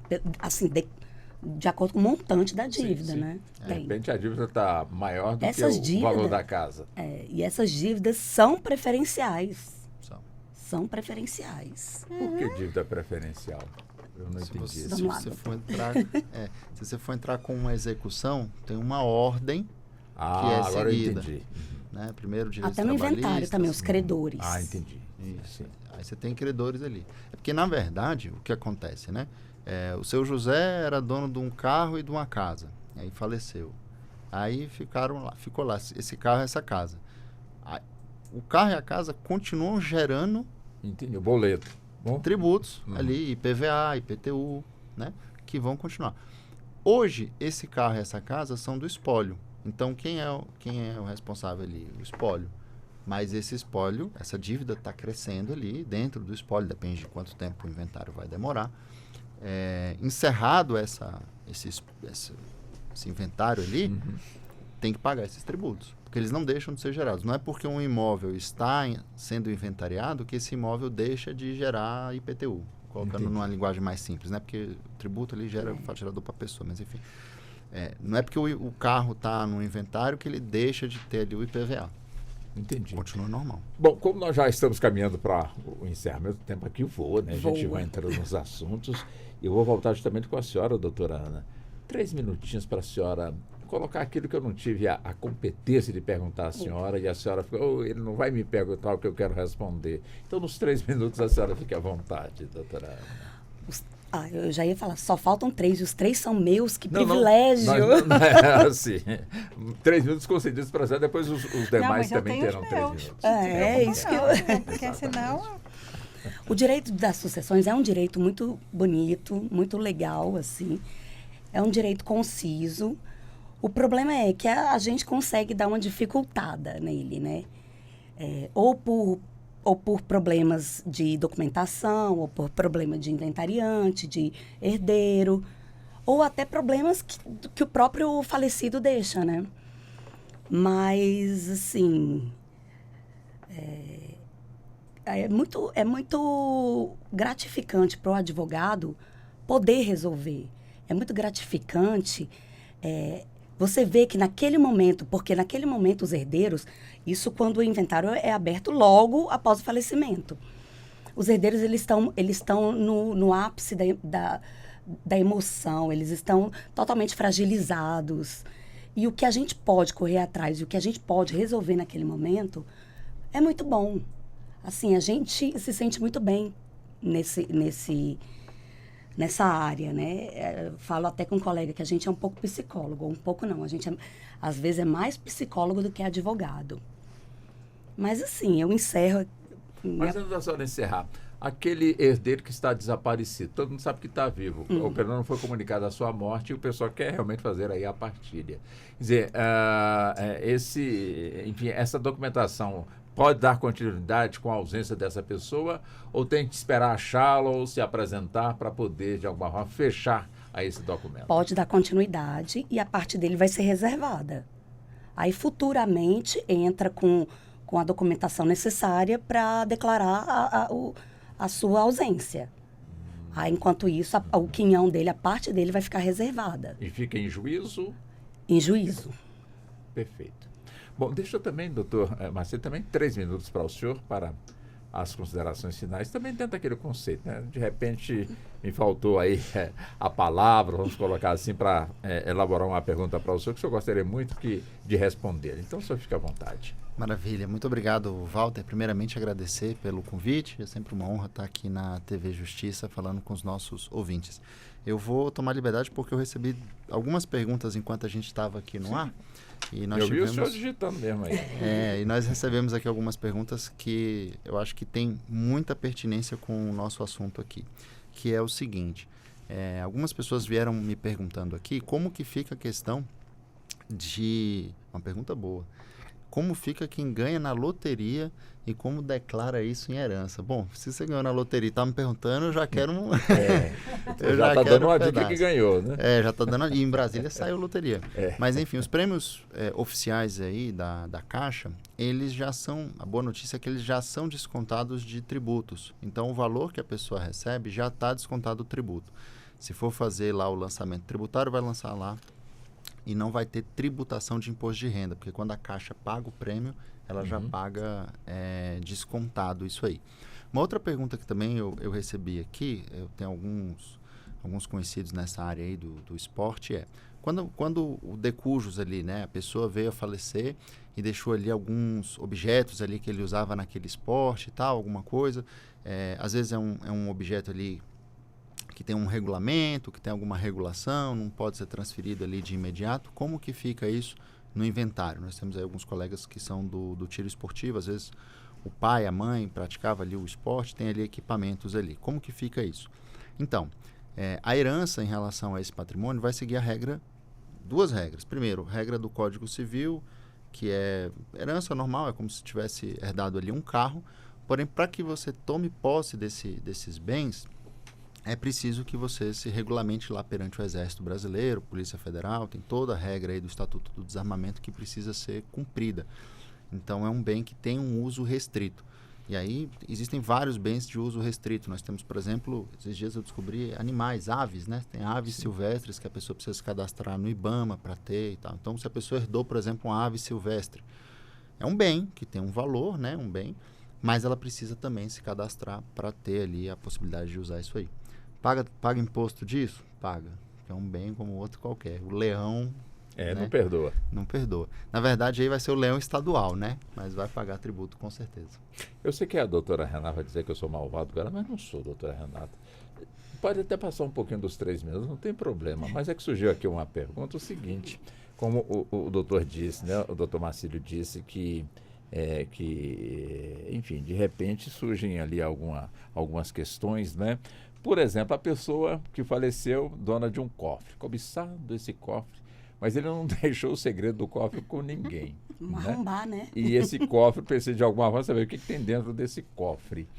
E aí, doutora Renata, e é evidente que eu faço essa pergunta, porque o que mais vende aqui em Brasília, a gente vê os caminhões vendendo cofres aí, e eles chegam lotados e depois saem vazios, né? Então é sinal que o pessoal está comprando cofre. Aí eu pergunto à senhora, nesse sentido, como é que fica? Se autoriza o arrombamento, mas para arrombar tem que ter autorização, como é que é isso? Foi malvado? Não, mas eu até queria saber o que tinha dentro desse cofre aí que o fulano deixou, né? Porque assim, tudo que ele deixou, né, vai ser analisado, tanto positivo quanto negativo. Ou seja, os bens, né, como as dívidas. Então, eu vou precisar chamar ali um chaveiro ou alguém que faça... Aí tem que ser qualificado, porque dependendo do cofre, né, não vai piorar a situação e o que estava lá dentro, né, desaparece. Para poder abrir aquilo ali. A inventariante, na hora que ela é nomeada ali, ela tem esse poder para poder fazer a abertura. Então, ela vai contratar o profissional qualificado para abrir aquele cofre. Ninguém pode, tipo assim, enquanto ninguém está vendo aqui, deixa eu arrombar aqui para ver o que tem. Olha, eu vou falar aqui um caso pessoal. Pois não. Nós arrombamos o cofre do meu pai. Aí, tá vendo, doutora? Pois é, né? Mas assim... Mas dentro da legalidade, Nós não né, tivemos doutora? opção. Mas a sua mãe já estava como inventariante? Ou ela Era estava eu como a inventariante. Então, administrador provisório. Né? Então, Só você tinha papel. Só tinha papel. Mas Só você tem que tinha abrir para papel. ver o que tem lá dentro, né? Tem que descobrir. E eu procurava um DUT. Nunca achei. Doutora Renata, os 3 minutos para as considerações finais, por favor. Ai, 3 minutinhos. Bom, eu gosto dessa área, né? E eu vou falar para vocês, assim, que o grande problema do direito sucessório, que todo mundo fala assim, nossa, mas inventário demora muito. Demora mesmo. E tem que demorar. Mas por quê? Porque não tem nada que esteja organizado. Eu vou ter que fazer uma ação para poder fazer o reconhecimento da união estável, porque o fulano não tem uma união estável, não casou. Sou adepta do casamento. Por favor, todo mundo case. Dá menos trabalho e vai mais rápido. Aí, né, o fulano... Doutor Marcílio, casa. Aí, não, esse recado é Case. pra Dona Léo, tá vendo aí, Dona Léo? Tá mandando a senhora casar, viu? Ó, casa. Tá jovem ainda, hein? Tá jovem ainda. Então, vamos casar, todo mundo. Esse negócio de união estável... Gente, dá tanto trabalho união estável que você pensa o seguinte, para fazer um divórcio, a gente aqui, advogado, cobra X. Para fazer a dissolução da união estável, a gente cobra 10X. Nossa. Para vocês entenderem como o negócio dá trabalho, né? Porque é muito, muito mais difícil os detalhes. Mas, enfim. Então, eu vou ter que fazer o reconhecimento e a dissolução da união estável, né? A gente vai ter que fazer, às vezes, toda a parte documental dos bens, então, de todos os imóveis, do carro, do não sei o quê. Né? Aí tem o filho que não foi reconhecido. Aí fala, não, família, vamos lá fazer exame de DNA. Ah, não vou, não quero conhecer, que não sei o quê. Gente, ele vai ingressar com a ação. Aí pronto, ingressou com a ação, lá vamos nós ter que fazer... Né? Judicialmente, porque agora o juiz falou, ou você faz, ou a gente já reconhece porque você negou, né? A presunção. Então, você está contando quantas ações são? Eu estou só prestando atenção Pois é, aqui no né? ritmo da senhora. Aí, né, ele tem dívida, tem lá no banco, o banco diz que não sabe onde está o contrato, você não sabe onde está o contrato, procura, olha... Não é o inventário. Você está vendo que o inventário ficou paradinho, esperando? Ele fica esperando as coisas acontecerem. A culpa não é do judiciário. Não é. É da parte. É da que não trouxe a parte, documentação. porque não tem a documentação. E aí você fica ligando para o cliente. Cliente, estou precisando do documento tal. Ah, doutora, dá um jeito aí. Gente, eu tenho um processo que eu espero que a juíza do processo não esteja me ouvindo neste exato momento. Mas eu assumo publicamente que deve ter uns 2 anos e meio que eu estou enrolando essa juíza. Porque a parte não me traz a documentação. Saiu a publicação agora, ou apresenta, ou extinção do processo. Sério, doutora? Mas se a parte que é interessada não traz, como é que eu vou fazer para resolver? Eu não tenho como...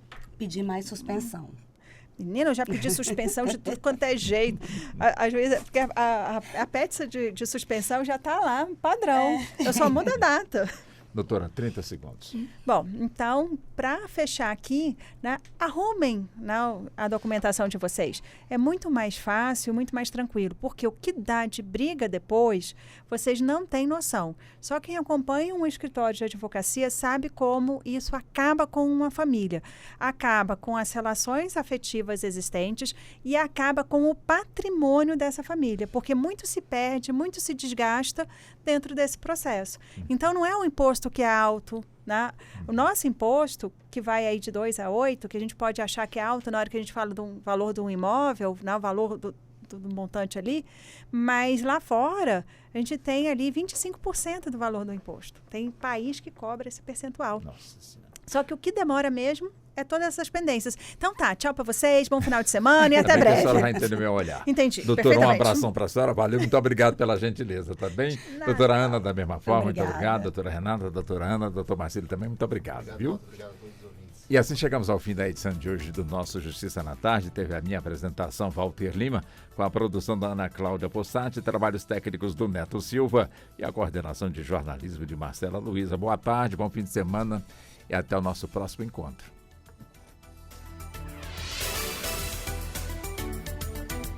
A Rádio Justiça apresentou Justiça na Tarde.